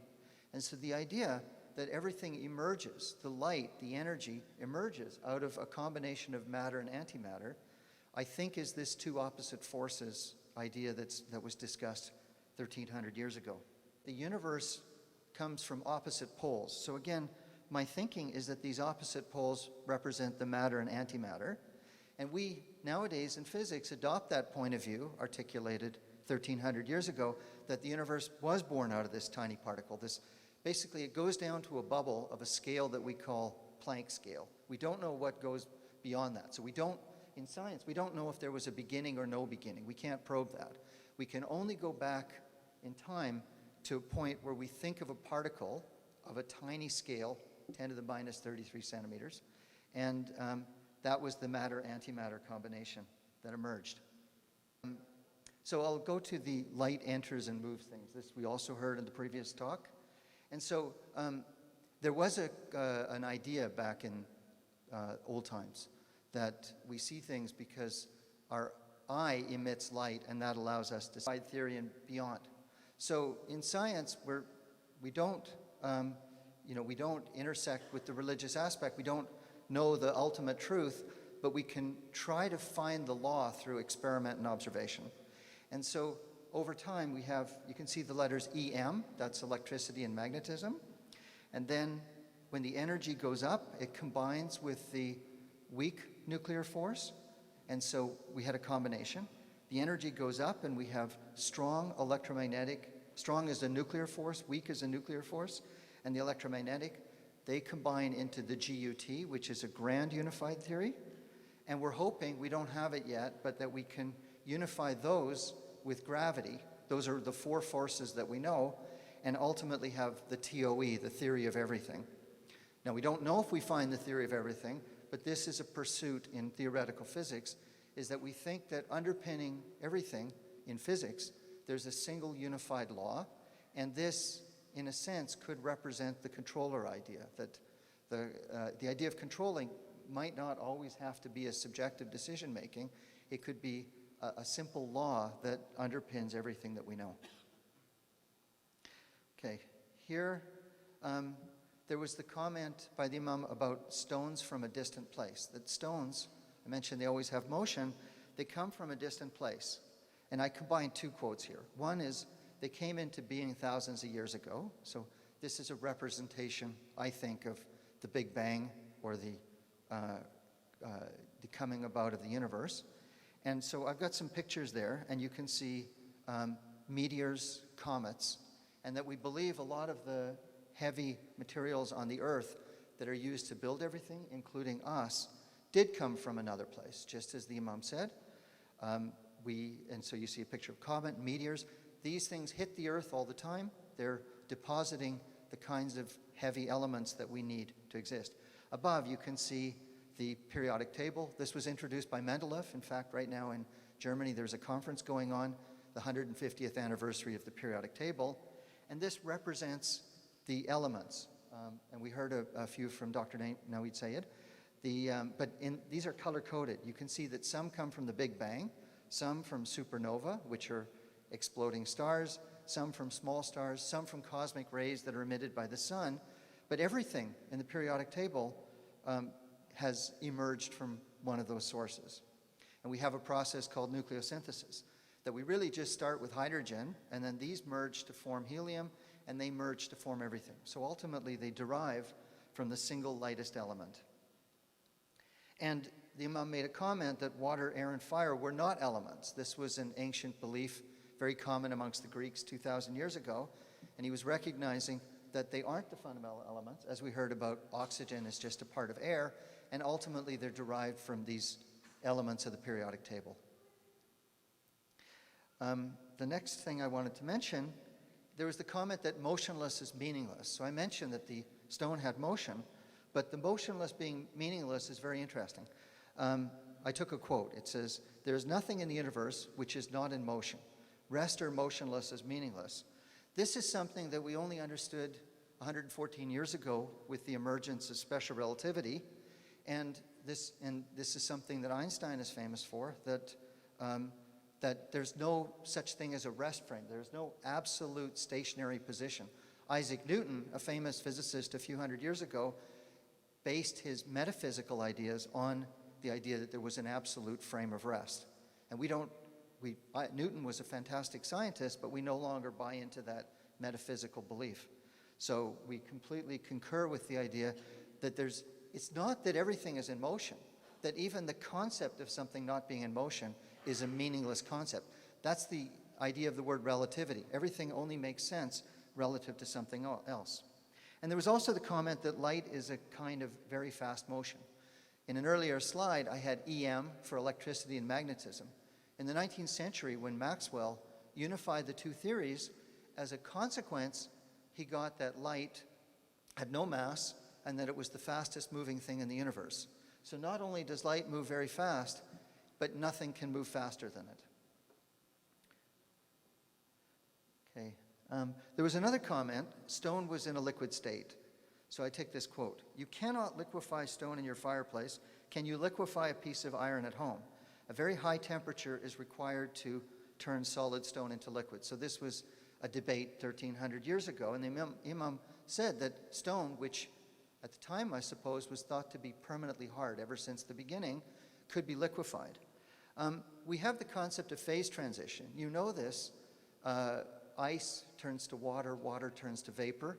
There's also a state of matter known as plasma. That's what the sun is made of, where the positive and negatively charged particles are ripped apart and operate independently. And these phase transitions represent this same concept, that stone is solid, but every form of matter can be turned between solid, liquid, gas, plasma, and nowadays we have hundreds of different forms of matter that we know about. It's not even limited to those. And the powerful beam of light to move objects, there's many cases, and we heard some, and I just put up a picture there of a realistic proposal to send spacecraft by sending a beam of light off the Earth. And the beam of light hits a giant sail. So instead of rocket fuel or fuels that come from the Earth, it's possible in the future that we'll send objects through the solar system by having a light source on the Earth and moving the object in the same spirit as what the Imam mentioned 1,300 years ago. There was the comment about stars much brighter than the sun. This is a picture of a quasar, and the power source of the quasar is a black hole. And a black hole has the property that it sucks in energy, light, everything, and doesn't give it back. But it does have the property that it spins, and it spins very fast in space and time, and that it's kind of like an egg beater. You turn this thing and they beat the eggs, and so it's beating space and time itself.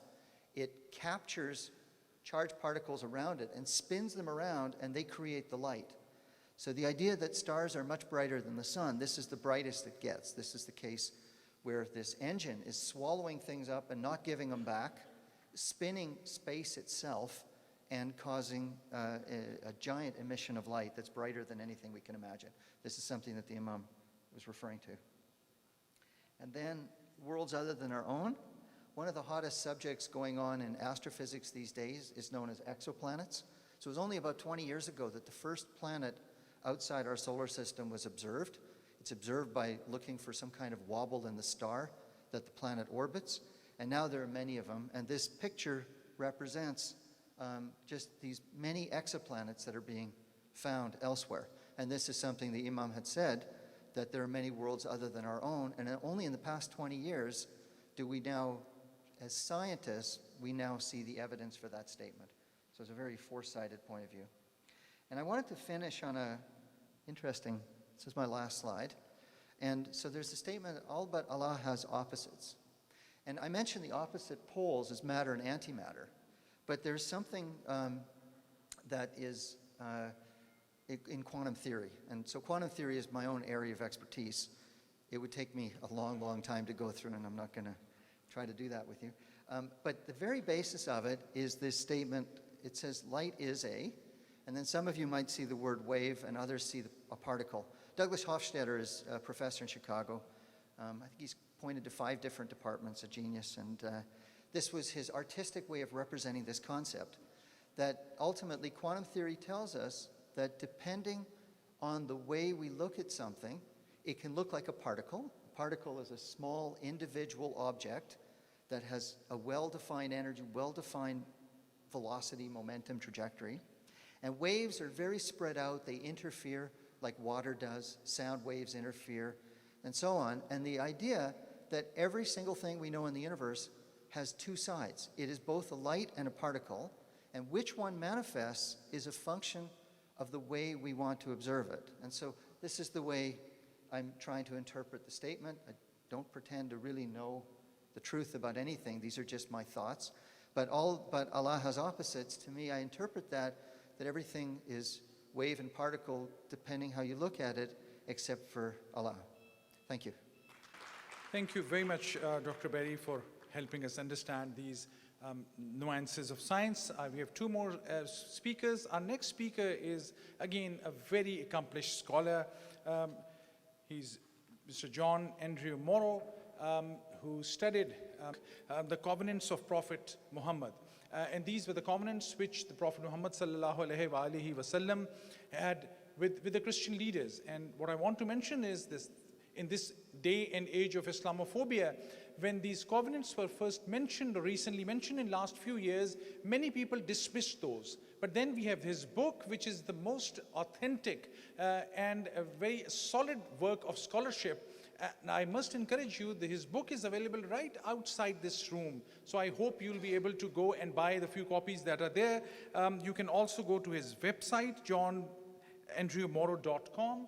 And also the covenants of the prophet.com also has many of the works which are there. He is also studied in Fez, in Rabat, among other places. As the youngsters here must know, the oldest functional university in the world, the oldest functional university in the world still exists in Fez.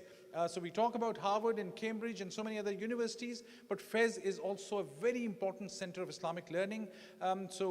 He had a great opportunity to study there as well. His topic today is Imam as a political scientist. Welcome, sir. Imam Jafar al-Sadiq alayhi salam was a giant among men. He was a teacher of teachers. He was a scientist in various branches. The formal sciences, such as mathematics and logic, the natural sciences, such as cosmology, chemistry, biology, and botany. He was also a social scientist with expertise in education, history, law, linguistics, psychology, and sociology. Today I will speak of Imam Sadiq, peace be upon him, as a scientist, as a political scientist, and highlight some of the lessons that need to be learned. Of all the Imams, Jafar al-Sadiq alayhi salam was one of the most active and influential in the field of education. He taught thousands of students. These in turn produced over 1,000 works. Some of these students were Imami Shiites. However, many of them were Zaydi Shiites and Ghulat Shiites. And scores of them were Sunnis and Sufis. In fact, the sixth Imam played a formative role in the foundation of the Maliki and Hanafi schools of jurisprudence. The sixth Imam had tact. He presented Islam in such depth and breadth, showcasing its entire spectrum, that he became an authority for Sunnis, Shiites, and Sufis. Muslims from every imaginable movement fell into his orbit. If we are to succeed in spreading Islam, if we wish to emulate the example of Imam Jafar al-Sadiq alayhi salam, we must adopt the same approach. We must be broad-minded. We need to paint pictures with a broad brush. We need to cast a wide net. We must not paint ourselves into a corner. We must be able to communicate with and relate to other Muslims. We must also be able to communicate with and relate to the people of the book, Jews and Christians, along with members of other faith communities. We must be willing and able to work with secular humanists. We need to be able to extend our reach to both liberals and conservatives, to Democrats and Republicans, as well as left-wingers and right-wingers. We need to seek common ground. We need to appeal to universality. We need to plant seeds. We need to be like spores. We need to be like water filling every crack and crevice. We need to be like air everywhere. But doing so does not mean becoming like them, adopting their ideology, forsaking our philosophy, and exchanging our values. That type of assimilation is betrayal. Imam Jafar al-Sadiq alayhi salam did not have his eyes set on Arabia. He did not even have them set on the Arab world, as vast as it was at that time. He knew far well that the Arabs were under the clutches of the Abbasids and that most had sold their souls to them. So he looked for more fertile ground. He looked to the hinterlands, northern Iran, the Yemen, North Africa, and Al-Andalus. He examined his options. He played his cards, but placed his bets on the Maghrib. And to do so, he went native. Imam Jafar al-Sadiq alayhi salam married a Berber, a member of the Amazigh people from what is now Morocco. She was known as Hamida al-Barbariya. He trained her in Islamic sciences. She became a scholar and a jurist. She used to teach women in his seminary in Medina. She was considered a saint. When his son Imam Musa al-Kadhim alayhi salam grew up, his father married him to Najma Khatun, also known as Tuktam, al-Banin, and Tahira. She was also a Berber from North Africa and was renowned for her knowledge and piety. The sixth Imam also dispatched two of his companions, Al-Hulwani and Abu Sufyan, to North Africa, where they settled, married Berber women, and started to sow the seeds of Shi'ism. None of this was done haphazardly. It was long-term geopolitical and religious strategic planning.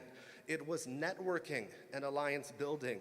Imam Jafar al-Sadiq alayhi salam was planning a major move. In the household of Imam Jafar al-Sadiq alayhi salam were raised many men of distinction: Muhammad Nafs al-Zakiyah, Yahya ibn Abdullah, and Idris ibn Abdullah. They were all the great-grandsons of Imam al-Hasan alayhi salam. Idris ibn Abdullah had a retainer. His name was Rashid al-Awrabi. He was also a Berber. Nafs al-Zakiyah led the Alid revolt in 762 against the Abbasids and was martyred. Yahya ibn Idris, along with their nephew al-Hussein, participated in the Battle of Fakh on June 11, 786. It is surprising how little we hear about the Battle of Fakh, considering that Imam Jafar al-Sadiq alayhi salam called it the second Karbala. The level of oppression against the Ahl al-Bayt had become unbearable and intolerable.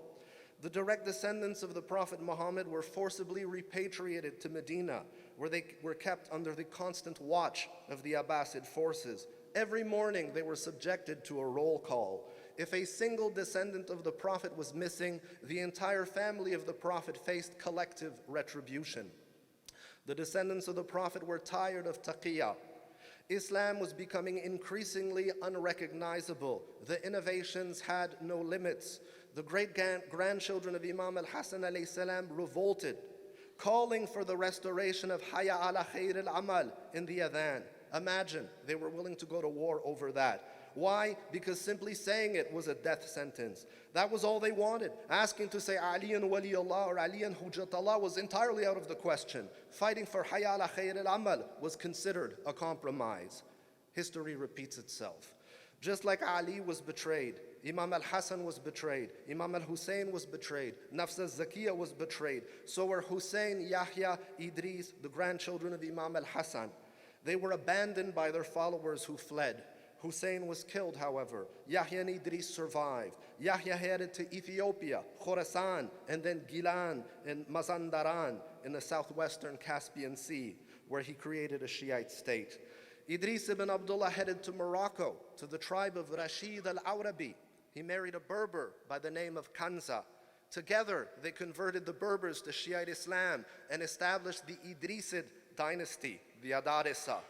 They were harvesting the seeds that had been planted by Imam Jafar al-Sadiq alayhi salam. They raised the cry of Ali and Waliullah across the Maghrib. They printed coins professing Aliyan khairu an-nas ba'da an-nabi, kariha man kariha wa radiya man radiya. Allah is the best of human beings after the Prophet, despite the aversion of some and the pleasure of others. From 788 to 974, the dynasty of the Adarisa, the Idrisids, became a refuge for Shiites of all sects and schools, producing offshoots in Al-Andalus, the Hamudids, who ruled from 1016 to 1073, along with the Hudid dynasty, which ruled from 1039 to 1110. Thanks to the strategic planning of Imam Jafar al-Sadiq alayhi salam, Shi'ism and the progeny of the Prophet were able to survive and spread. Why, we must ask, did Imam Jafar al-Sadiq place his hope in the Amazigh people of North Africa? Why didn't he just concentrate on his own people, the Arabs?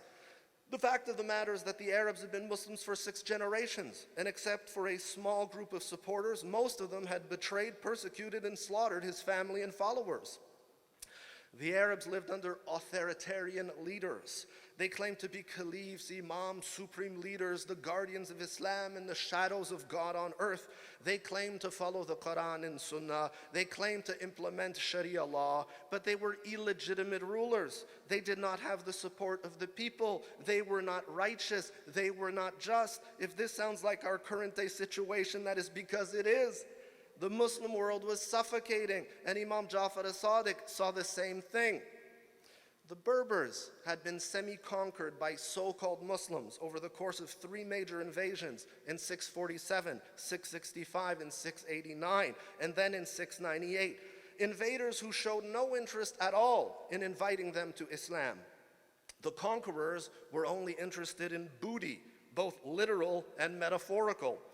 Even if the Berbers were converted, they were forced to pay jizya in the form of their girls and boys who were reduced to sexual slavery in the Arab world. But thanks to Imam Jafar al-Sadiq alayhi salam, thanks to his wife Hamid al-Barbariya, thanks to the missionaries of the 6th Imam in the Maghrib, the illustrious al-Hulwani and Abu Sufyan, and thanks to Mulay Idris Kanza and Rashid al-Awrabi, the Berbers eventually learned about true Islam as opposed to fake Islam, the Islam of God as opposed to the Islam of Satan. The Berbers had a horrible image of Islam, and rightfully so. The Muslims who attacked them were rapists, robbers, and murderers. They were pimps and pedophiles. They were very much like ISIS. The same applies today. Many Westerners have a horrible image of Islam, and rightfully so. What do you expect? They have been shown the Islam of Yazid and Hajjaj. Imam Jafar al-Sadiq alayhi salam did not shrug his shoulders, sulk, and say, gosh, since the Berbers hate the Muslims and think that Islam is from the devil, I might as well call it quits. No. When the slave traders brought Berbers to Medina, he would buy them and free them. He married one. He married another to his son. He freed the slaves. He spoke to the slaves. He sent his companions to the land of these enslaved people. They married the native women. They embodied true Islam, and they won their hearts and souls. And this is what we must do with the indigenous people of this land. This is what we must do with the African descendants in the Americas. This is what we must do with poor, working-class Americans who have been crushed by savage capitalism. Muslims have plenty of political friends and allies on all sides of the political spectrum. Many lessons can be learned from the school of Imam Jafar al-Sadiq alayhi salam. They include the importance of education in the broadest sense, making the message relevant and universal.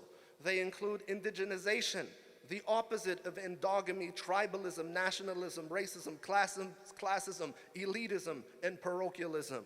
The Prophet and the Imams married into other races and ethnicities, acquired other languages, and integrated into other cultures for the sake of spreading Islam. The lessons from the school of Imam Sadiq alayhi salam include political acumen and strategic planning, building bridges of friendship and solidarity, finding common ground, and fighting for common causes. Clearly, we still have much to learn from the lessons of the 6th Imam. May Allah make us worthy. Amen.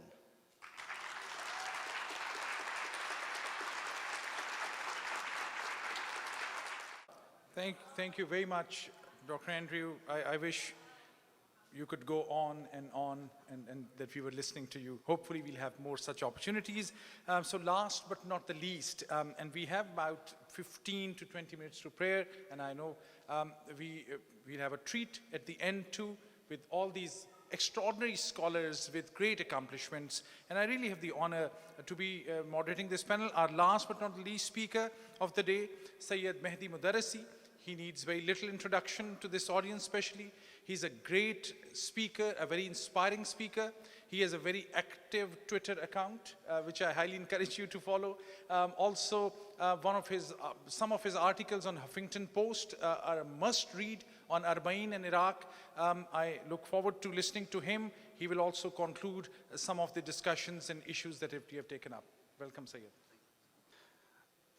أعوذ بالله من الشيطان الرجيم بسم الله الرحمن الرحيم الحمد لله رب العالمين والصلاة والسلام على أشرف الأنبياء وسيد المرسلين وحبيب إله العالمين أبي القاسم محمد اللهم صل على محمد وعلى محمد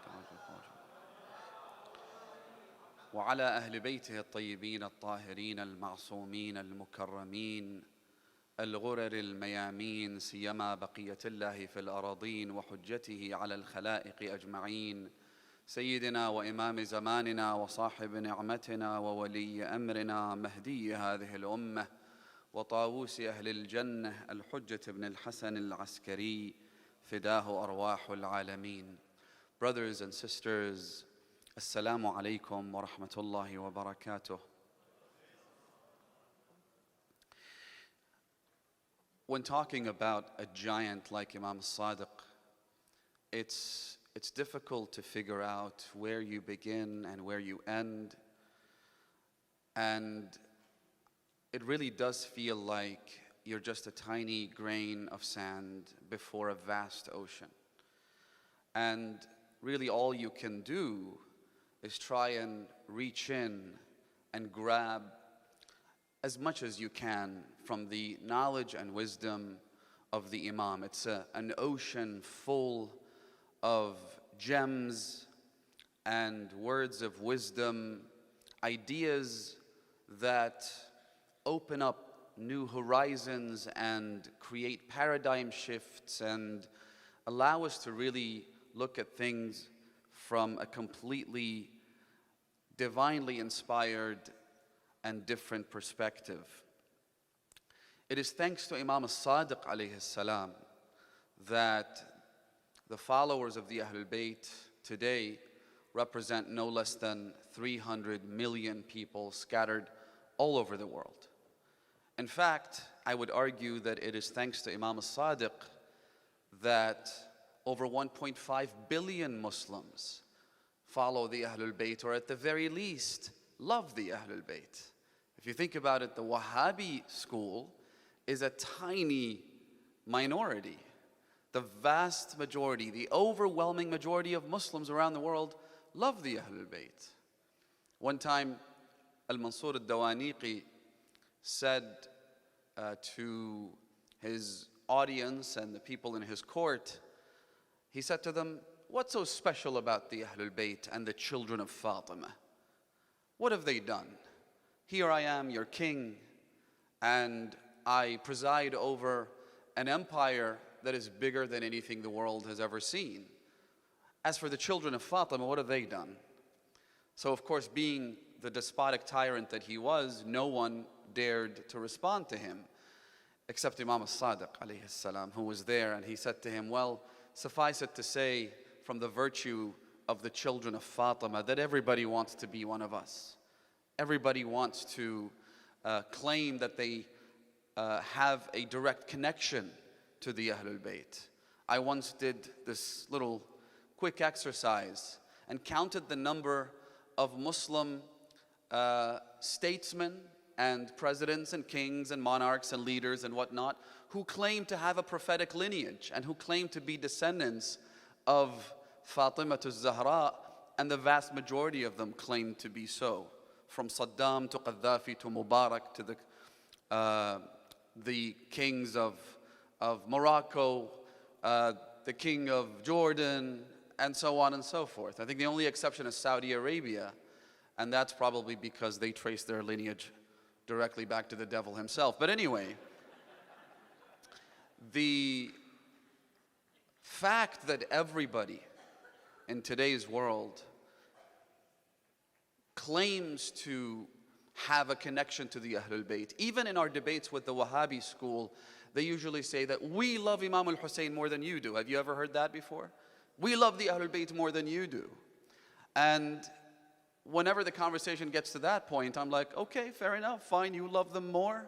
Let's hope that we can compete in emulating the Ahlul Bayt and in walking in their footsteps and hopefully achieve their happiness and satisfaction with us. Let's turn this into a constructive exercise in trying to emulate and achieve the great, perfect examples of the Ahlul Bayt. But anyway, it is thanks to Imam As-Sadiq that science has progressed so much, and of course, you had a chance to listen to members of this star-studded panel, with one exception being yours truly, to really highlight some of the achievements of the Imam, things that today we take completely for granted, which in the context of 6th and 7th century Arabia are truly mind-boggling to know that the Imam spoke of those things. Now I want to, with a short introduction, talk about perhaps a different aspect of the Imam's so-called contributions to science. And to start off, I think it's important to note Islam's role in the eradication of superstitious beliefs which were so prevalent at the time, right? I'll give you just one example, which is absolutely incredible. And it's the fact that when, in the formative period of Islam, when the Prophet was preaching his message to these pagans and the Arabs, the Prophet's son, Ibrahim, passed away at the age of 18 months. So he was just a young boy, he died, his death was incredibly painful for the Prophet and his family. Now something really interesting happened the very same day that Ibrahim died. There was a solar eclipse. And so some of the Prophet's adversaries, they went around saying, hang on a second, his son died, and on the very same day we see a solar eclipse. He must be right. He must be a messenger from God, because the heavens are mourning the death of his son. Immediately, this being the superstitious society that it was, news of this spread far and wide. Across Mecca and Medina, everyone was talking about how, hang on a second, maybe we were wrong all along. So the Prophet calls for a sermon. Everybody gathers, he gives a speech. In that speech he says, Ayyuhan nas, inna ash-shamsa wal-qamara la yankasifani ala mawti ahad. Let me tell you something, let me set the record straight. The sun and the moon never experience an eclipse at the death of an individual. These are natural phenomena, they have nothing to do with my son's death. Now think about it. You are in a state where you can truly take advantage of the simple-mindedness, the naivete of the population and prove a point. And no one can disprove it. No one can say that, no, that's not the case. They've already drawn the connections. All you have to do is tap into that and take advantage of it to bolster your position. The Prophet goes out of his way to say that that's not the case, because his mission is one of logic, one of intellect, one of encouraging people to use their minds and the faculties awarded to them by God so that they can make their lives better both in this world as well as the next. Incredible. The insistence of the Prophet and the subsequent Imams on the eradication of superstition is absolutely incredible. They used miracles to advance the cause of Tawheed and to remind everyone of the existence of Allah subhanahu wa ta'ala and the fact that they were there with a messianic and prophetic mission. Miracles were something that were used by all prophets. But what's interesting about miracles, if I may say so, is that every prophet came with a different set of miracles that usually echoed or reflected what was predominant in their era and at their time. So for example, in the time of Musa alayhi salam, you see there's a lot of magicians, a lot of sorcerers, a lot of people resorting to black magic and whatnot. And so Musa comes to challenge those practices with something that resembled magic but was well and truly bigger and far greater than anything they could ever imagine. It was the kind of magic that would literally devour all the other magic that was prevalent and widely practiced at the time. During the time of Prophet Isa alayhi salam, there was a great deal of development in the field of medicine. And so Prophet Isa comes and cures sicknesses that had no cure. He cures sicknesses that still don't have a cure to this very day. Vitiligo is one of those, what I like to look at as a proof of the prophethood of Isa alayhi salam. Because as the autoimmune disease that it is, it still doesn't have a cure. It could be treated, and there's all sorts of ways to do that, but there is no cure for vitiligo. And yet, Isa yubri'ul akmaha wal abras. He did it back then, and he's the only one who's ever been able to do so ever since. So in the time of the Prophet, he was dealing with a completely different dynamic. It wasn't so much about magic. It wasn't so much about curing sickness.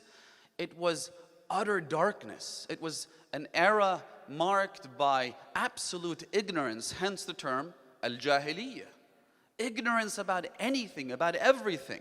All they knew was, their flock of camels and, being roaming sort of Bedouins in the desert. And ignorance had taken its hold on every aspect of their lives. So what does the Prophet do? The Prophet provides two miracles. Number one, the eloquence of the Quran, because the one and only thing Arabs had was their supposed eloquence, their language, right? Their poetry, the 10 verses of poetry that were hung on the door of the Kaaba. And so the Prophet brought to them a text that was the best when it came to its eloquence, and they all acknowledged the eloquence of the Quran as being superior to anything they've ever seen. Unfortunately, a lot of Muslims feel that that is the greatest miracle of the Prophet. However, what's even greater than that was the scientific, what I like to call the knowledge of the Prophet. The fact that the Prophet came with bits and pieces of information to correct the narrative that existed at that time. And that was his enduring miracle. And of course, the Ahlul Bayt played a big part in that. Hence, the famous prophetic saying, أَنَا مَدِينَةُ الْعِلْمِ وَعَلِيٌّ بَابُهَا وَمَنْ أَرَادَ الْمَدِينَةَ وَالْحِكْمَةَ فَلْيَأْتِهَا مِنْ بَابِهَا. I am the city of knowledge. But the city of knowledge has a certain set of protocol that you need to abide by in order to take advantage of it, in order to learn from it. And you have to go through the door. You have to go through the prescribed channels in order to learn. And the door of this city is none other than Ali ibn Abi Talib. Allahumma salli ala Muhammad. And so this continued, persistent emphasis on seeking knowledge continued throughout. Imam As-Sadiq, for example, famously says, بَعْضُكُمْ أَكْثَرُ صَلَاةً مِّن بَعْضٍ. There are those of you whose prayers outweigh the prayers of the average person. وَبَعْضُكُمْ أَكْثَرُ حَجًّا مِّن بَعْضٍ. There are those who go to Hajj every year as opposed to the average person who only does it once in a lifetime. وَبَعْضُكُمْ أَكْثَرُ صَدَقَةً مِّن بَعْضٍ. Some of you are so good and caring and compassionate that you give more charity and are engaged in philanthropy than other people. However, وَبَعْضُكُمْ أَكْثَرُ صِيَامًا مِّن بَعْضٍ. Some of you fast more than others. وَأَفْضَلُكُمْ. However, the best among you. How do you judge a person? By the amount of charity they give, or by the number of hajjs they perform, or by the number of prayers they do? No, the Imam says, وَأَفْضَلُكُمْ أَفْضَلُكُمْ مَعْرِفَةً. However, the best among you is the one with the most knowledge, with the most gnosis, with the most understanding of their place in the world and their purpose in the universe and their life and why they have been placed in this world to begin with. So the Imam also says, أفضل العبادة إدمان التفكر في الله وفي قدرته. The greatest act of worship, the best act of worship, is to become addicted. إدمان التفكر في الله, to become addicted to thinking and contemplating and pondering in God and His power, God and His greatness. There is another tradition, if I'm not mistaken, attributed to Amir al-Mu'mineen, who says, التفكر في السماوات, thinking of the heavens, أفضل عبادة المتقين. I hope I'm paraphrasing right. The thinking and pondering over the creation of the universe, the heavens, is the greatest form of worship performed by those who are pious. Which, if you think about it, brothers and sisters, it's a culmination, it's a continuation of the message of the Quran, right?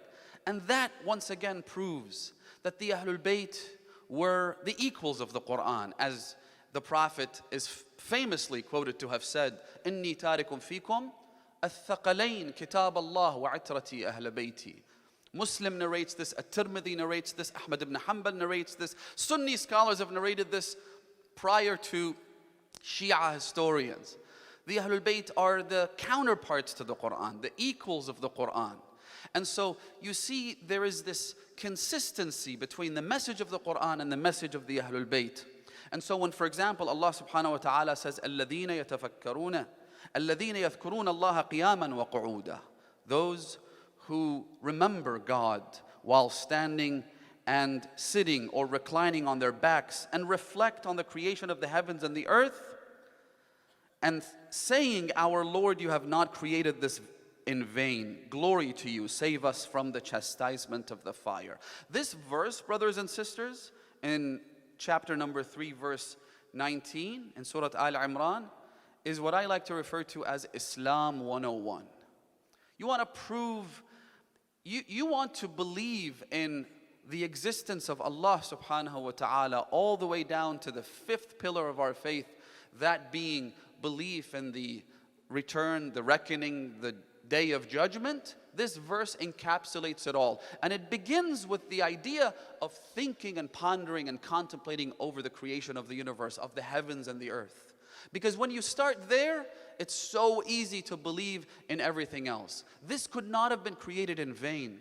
This almost infinite universe, of course it is finite, but this seemingly infinite universe of ours is so vast and so intricate and so exquisite and so beautiful that it could not, there is no chance, zero chance of it being created in vain. Hence Einstein's famous saying, God did not play dice. All of this must have a meaning, must have a purpose. When Allah subhanahu wa ta'ala says, وَالسَّمَاءَ بَنَيْنَاهَا بِأَيْدٍ وَإِنَّا لَمُوسِعُونَ, and the heaven, we created it with forces and we continue to expand. Allahu Akbar. It took humanity until the year 1998, if I'm not mistaken, to figure out that not only was the universe expanding, but that it was expanding at a faster and faster rate, upending everything we knew about cosmology. Because Greek cosmology, Aristotelian cosmology, was all over the place, right? It made absolutely no sense. It talked about the earth being at the center of the universe. It talked about how the motions of celestial object were perfectly circular, right? It talked about how the earth had this up and downward locomotion as opposed to the sun and everything that surrounded it. And so it was riddled with mistakes and inconsistencies and contradictions. And then comes the Quran. Then comes the teacher of the Quran, the Holy Prophet, the Imams of the Ahlul Bayt, to completely turn all of this over on its head and say, no, this universe is in fact expanding. Listen to this hadith by Imam As-Sadiq. He quotes the commander of the faithful. By the way, there's a hadith which says you can attribute any hadith to any one of us, the Imams of the Ahlul Bayt. Why? Because the source of our knowledge is one and the same. They weren't just geniuses. They weren't just scientists or polymaths or Renaissance men. They were people who were connected directly to the light of Allah, to the knowledge of God. Imam As-Sadiq himself says in one hadith where he's approached by an individual who says to him, You know, some people claim you have knowledge of everything that's in the heavens, which must be ridiculous, right? The Imam said to him, well, when God sends someone as a perfect guide, as his own special envoy, as his representative to the creation, of course he will give him knowledge of the unseen and knowledge of everything that's in the universe. Why is that so hard to believe? Why is that so difficult for us to understand? Why is it that if someone made that claim, we would call them ghulat? That you exaggerate the position of the Ahlul Bayt. Nobody's exaggerating. If God wanted to give all of this knowledge to a fish or a tree, He'd be more than capable of doing it. Let alone doing it for the Prophet or his immaculate family who are his heirs and successors. Anyway, listen to this hadith. Beautiful. The Imam says, إِنَّ اللَّهَ تَعَالَى خَلَقَ أَوَّلَ مَا خَلَقَ الْخَلْقِ. God, when He created the universe at the very beginning, خَلَقَ نُورًا ابْتَدَعَهُ مِنْ غَيْرِ شَيْءٍ. He created a light that He brought out from nothing. Fatima al-Zahra has a more nuanced way of talking about this. She says, ابْتَدَعَ الْأَشْيَاءَ لَا مِنْ شَيْءٍ كَانَ قَبْلَهَا. He created things not from a thing that existed prior to them. In other words, lest someone comes and says, well, nothingness was also a thing, right? She says He created everything not from anything, instead of saying from nothing, right? So then the Imam says that He created this light from nothing. Then he says, وَكَانَ قَدِيرًا أَنْ يَخْلُقَ الظُّلْمَ ثُمَّ خَلَقَ مِنْهُ ظُلْمَةً. And from that light He created a darkness. وَكَانَ قَدِيرًا أَنْ يَخْلُقَ الظُّلْمَةَ لَا مِنْ شَيْءٍ كَمَا خَلَقَ النُّورَ مِنْ غَيْرِ شَيْءٍ. He could have created that darkness also from nothing, just as He created the light from nothing, but He chose to create it from the light. Bear with me. Then he says, ثُمَّ خَلَقَ مِنَ الظُّلْمَةِ نُورًا وَخَلَقَ مِنَ النُّورِ يَاقُوتَهُ. And from that light God created a ruby, a tiny gem. خَلَقَ يَاقُوتَهُ غِلْظُهَا كَغِلْظِ سَبْعِ سَمَاوَاتٍ وَسَبْعِ أَرَضِينَ. The density of that ruby is exactly the same as the density of the 7 heavens and 7 earths. In other words, whatever that was at the point of singularity, whatever that object, whatever that point, whatever that ruby that the Imam is referring to, it contained all the atoms of the entire universe within itself. Then, ثُمَّ زَجَرَ الْيَاقُوتَةَ فَمَاعَتْ لِهَيْبَتِهِ. Then He gave it a shake. Zajra means something that's tumultuous, something that's in a state of agitation, right? God agitated it. God placed a force in it, or whatever, however you want to describe it. زَجَرَ الْيَاقُوتَ فَمَاعَتْ لِهَيْبَتِهِ فَصَارَتْ مَاءً مُرْتَعِدًا. And it turned into tumultuous water. It turned into a substance that continues to be in a state of agitation. وَلَا يَزَالُ مُرْتَعِدًا إِلَى يَوْمِ الْقِيَامَةِ. And this agitation will continue until the day of judgment. Is this a reference to quantum mechanics or not? I'll let the expert answer that. Is this a reference to matrix mechanics? I don't know. Is this about quantum field theory, where the fundamental aspect of this theory is that in physics, it describes the nature of the smallest scales of energy levels of atoms and subatomic particles? I don't know. Imam As-Sadiq alayhi salam says to someone who came to debate with him, he was an astronomer. And speaking of which, let me also mention one more thing here. I know I've gone over my time, but I think this is important. The Imams would always make a distinction between astrology and astronomy. We talked about the eradication of superstition. They made a distinction between these two fields, saying one is superstition and one has to do with mathematics. وَهُوَ عِلْمُ الْأَنْبِيَاءِ. And mathematics is the knowledge of the prophets, the Imam says. And there was this moment, for example, when Amir al-Mu'mineen is about to leave for battle, when an astrologer, you know, people who deal with horoscopes and whatnot, he came to the Imam and he said to him, this is not a good time, telling from the stars, this is not a good time for you to leave. You'll probably end up in defeat. The Imam said to him, if I relied on you, then I would no longer rely on putting my trust in Allah subhanahu wa ta'ala. In other words, and this is something that's quite common in certain communities, unfortunately, this whole idea of jinn and black magic and I have no luck because someone's put a spell on me and that sort of thing. Brothers and sisters, I'm not saying that black magic does not exist. I'm not saying that jinn do not exist. Of course they do. But to try and seek refuge by using jinn or magic or any of those things is a load of rubbish, brothers and sisters. None of that is something that the Imams of the Ahlul Bayt advocated. If you're afraid that someone is trying to exert some kind of nefarious influence on you, seek refuge in Allah and then advance, proceed, do what you will.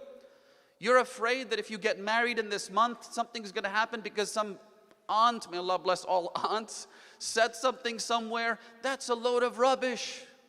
Read the Quran, read the du'as of the Ahlul Bayt and do what you must, especially if what you're trying to do is in the serves the pleasure of Allah subhanahu wa ta'ala. Anyway, I will conclude with this.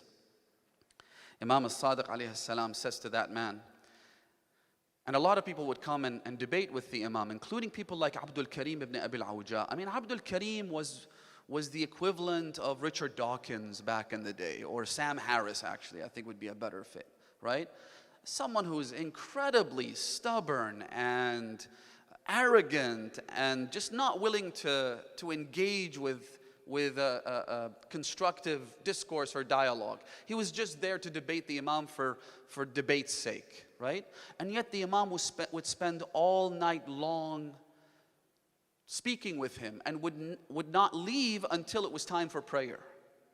In fact, Al-Mufaddal ibn Umar, to whom the document Tawheed al-Mufaddal is attributed, Al-Mufaddal, the story began like this. He went to the masjid of the Prophet. He noticed 3 of the most notorious and famous and infamous, I should say, atheists of the day, including Ibn Abil Awja, speaking to each other, trying to come up with ideas to disprove the existence of God, right next to the grave of the Prophet.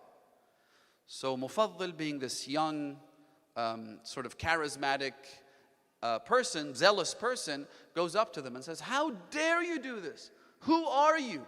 You're impure, you're najis. Why are you even sitting next to the grave of the Prophet? Get the hell out and do what you want to do outside. Ibn Abil Awja looked at him. He said to him, who are you? He said, my name is Mufaddal ibn Umar. He said, whose school do you follow? He said, I'm a Shia of Ja'far ibn Muhammad. I'm a Shi'i, I follow Imam As-Sadiq. He said to him, no, you don't. That can't be true. Because I've had all-night sessions with Imam As-Sadiq where he never disrespected me. He never said a word that insulted me. And here you are, you don't even know me and you're speaking like this. You cannot possibly be affiliated with that man because I know him too well. And so, feeling ashamed, Mufaddal ibn Umar goes to Imam As-Sadiq and he says to him, give me tools with which I can respond to the atheist. And over 3 glorious sessions, brothers and sisters, the Imam gave him what is today called Tawheed al-Mufaddal. Read this document. It's incredibly beautiful. It shows how Imam As-Sadiq was aware of the natural world and all of its intricacies around him. So anyway, this person comes to the Imam and the Imam says to him, what do you think? What do you do? He said, I'm an astronomer, a cosmologist, or whatever they called it at the day. The Imam said to him, how do you describe the motion of celestial objects and the stars and whatnot? So he took his hat off and he started to spin the hat over his index finger. He said, that's how the heavens move. The Imam said to him, but that's not how it moves, because if that's how it moved, why is it that we never see certain stars in the direction of the Qibla? In other words, if they all spun in a perfectly circular fashion, then we would be able to see them in every direction. But that never happens with certain stars. And in that same hadith, if I'm not mistaken, the Imam says to him, did you know that the daughters of Saturn are made of water? Now, I don't know if the Imam is referring to the moons of Saturn, there are 62 of them, amazingly, or if he's talking about the rings of Saturn, which, again, amazingly, are the greatest vacuum cleaner in space because they attract all of this space junk and they start spinning around Saturn because of that. But both of those, I looked it up, I didn't know, I looked it up, and both the rings of Saturn, the actual particles, as well as the moons of Saturn, are all made of water. Ice. Brothers and sisters, my invitation to all of us is that instead of us going to the books attributed to Imam As-Sadiq and the hadiths of the Imam to create parallels between his words, his theories, and modern science, which is relatively easy, right? To take his words and to link them up with cutting-edge science, try and take the next step, which is to use the traditions of the Imam, the words of the Imam, the teachings and lessons of the Imam to come up with new groundbreaking theories in cosmology and in other areas in life. Let's use the books such as Kitab al-Sama' wal-Alam and Bihar al-Anwar, 3 volumes, brothers and sisters, of traditions attributed to Imam As-Sadiq, more than other members of the Ahlul Bayt, which talk about the creation of the universe, which talk about using symbolism and whatnot that was, palpable for people at the day so that people could digest and understand them, but to use those to come up with new groundbreaking theories and hypotheses so that we could advance the world until the arrival of the Savior, inshallah. Thank you very much. Wassalamu alaikum wa rahmatullahi wa barakatuh. Thank you very much, Sayyid, for your great words of wisdom. We are about to end. We will take about 5 minutes or more. We have many scholars and practitioners. We have one final guest, special guest, who we want to thank for his support to Ummah as well, and pay a tribute to their efforts. President of the Islamic Relief USA, Mr. Anwar Khan, will make very brief, under 5 minutes, comments to thank and share his insights. Please, sir. Assalamu alaikum. We're over time, so I'm going to be, inshallah, 2 minutes. Imam Jafar Sadiq said the Muslim's right upon another Muslim is that he must not be full and satiated and his brother remains hungry. And he must not get his thirst quenched and his brother remains thirsty. And he must not dress himself up when his brother is naked. So how great and exorbitant is the right of a Muslim upon his Muslim brother. And he, alayhi salam, said, do wish for your Muslim brother the same with which you wish for yourself. There are many hadiths from Muhammad sallallahu alaihi wasallam that are similar to this. Matthew in the Bible is similar to this too. Islamic Relief started from Muslims trying to implement the spirit of this hadith, of the Quran. They came from different backgrounds, different color, male, female, Sunni, Shia, East, West, all over the place. They have died together. And they have been joined by our Christian brothers as well. 2 of them recently died in Kenya trying to implement this hadith. One died recently in Afghanistan. They've died in Kashmir, in Chechnya. We have limited time. We're about to go to Salah. So what I'm going to ask you, if you can please remember the people who died trying to implement this hadith. Please remember their families, their widows, their orphans who are still alive today. And please practice this. We don't need you to die practicing it. We need you to do whatever you can and pray for the people who gave the ultimate sacrifice to help others. Jazakumullah khair. Assalamu alaikum. Thank you very much, Mr. Anwar Khan, and we really appreciate your humanitarian work and the extraordinary work that your organization is doing. Best of luck. With this, as they say, all good things must come to an end. So we conclude, and I just repeat 2 sentences that I borrow from what we had heard. Mr. Andrew Morrow had said, be broad-minded, cast a wide net, communicate with, relate to all Muslims and people of other faiths. Invest in scientific learning. And last but not the least, what Sayyid had said, the greatest among you is the one who is the greatest marifat. So the marifat is about access to truth, whether it is physical sciences, heart sciences, or spirituality. Following the footsteps of Imam Jafar Sadiq is the surest path to take us to that level of marifat. Thank you very much to all the speakers.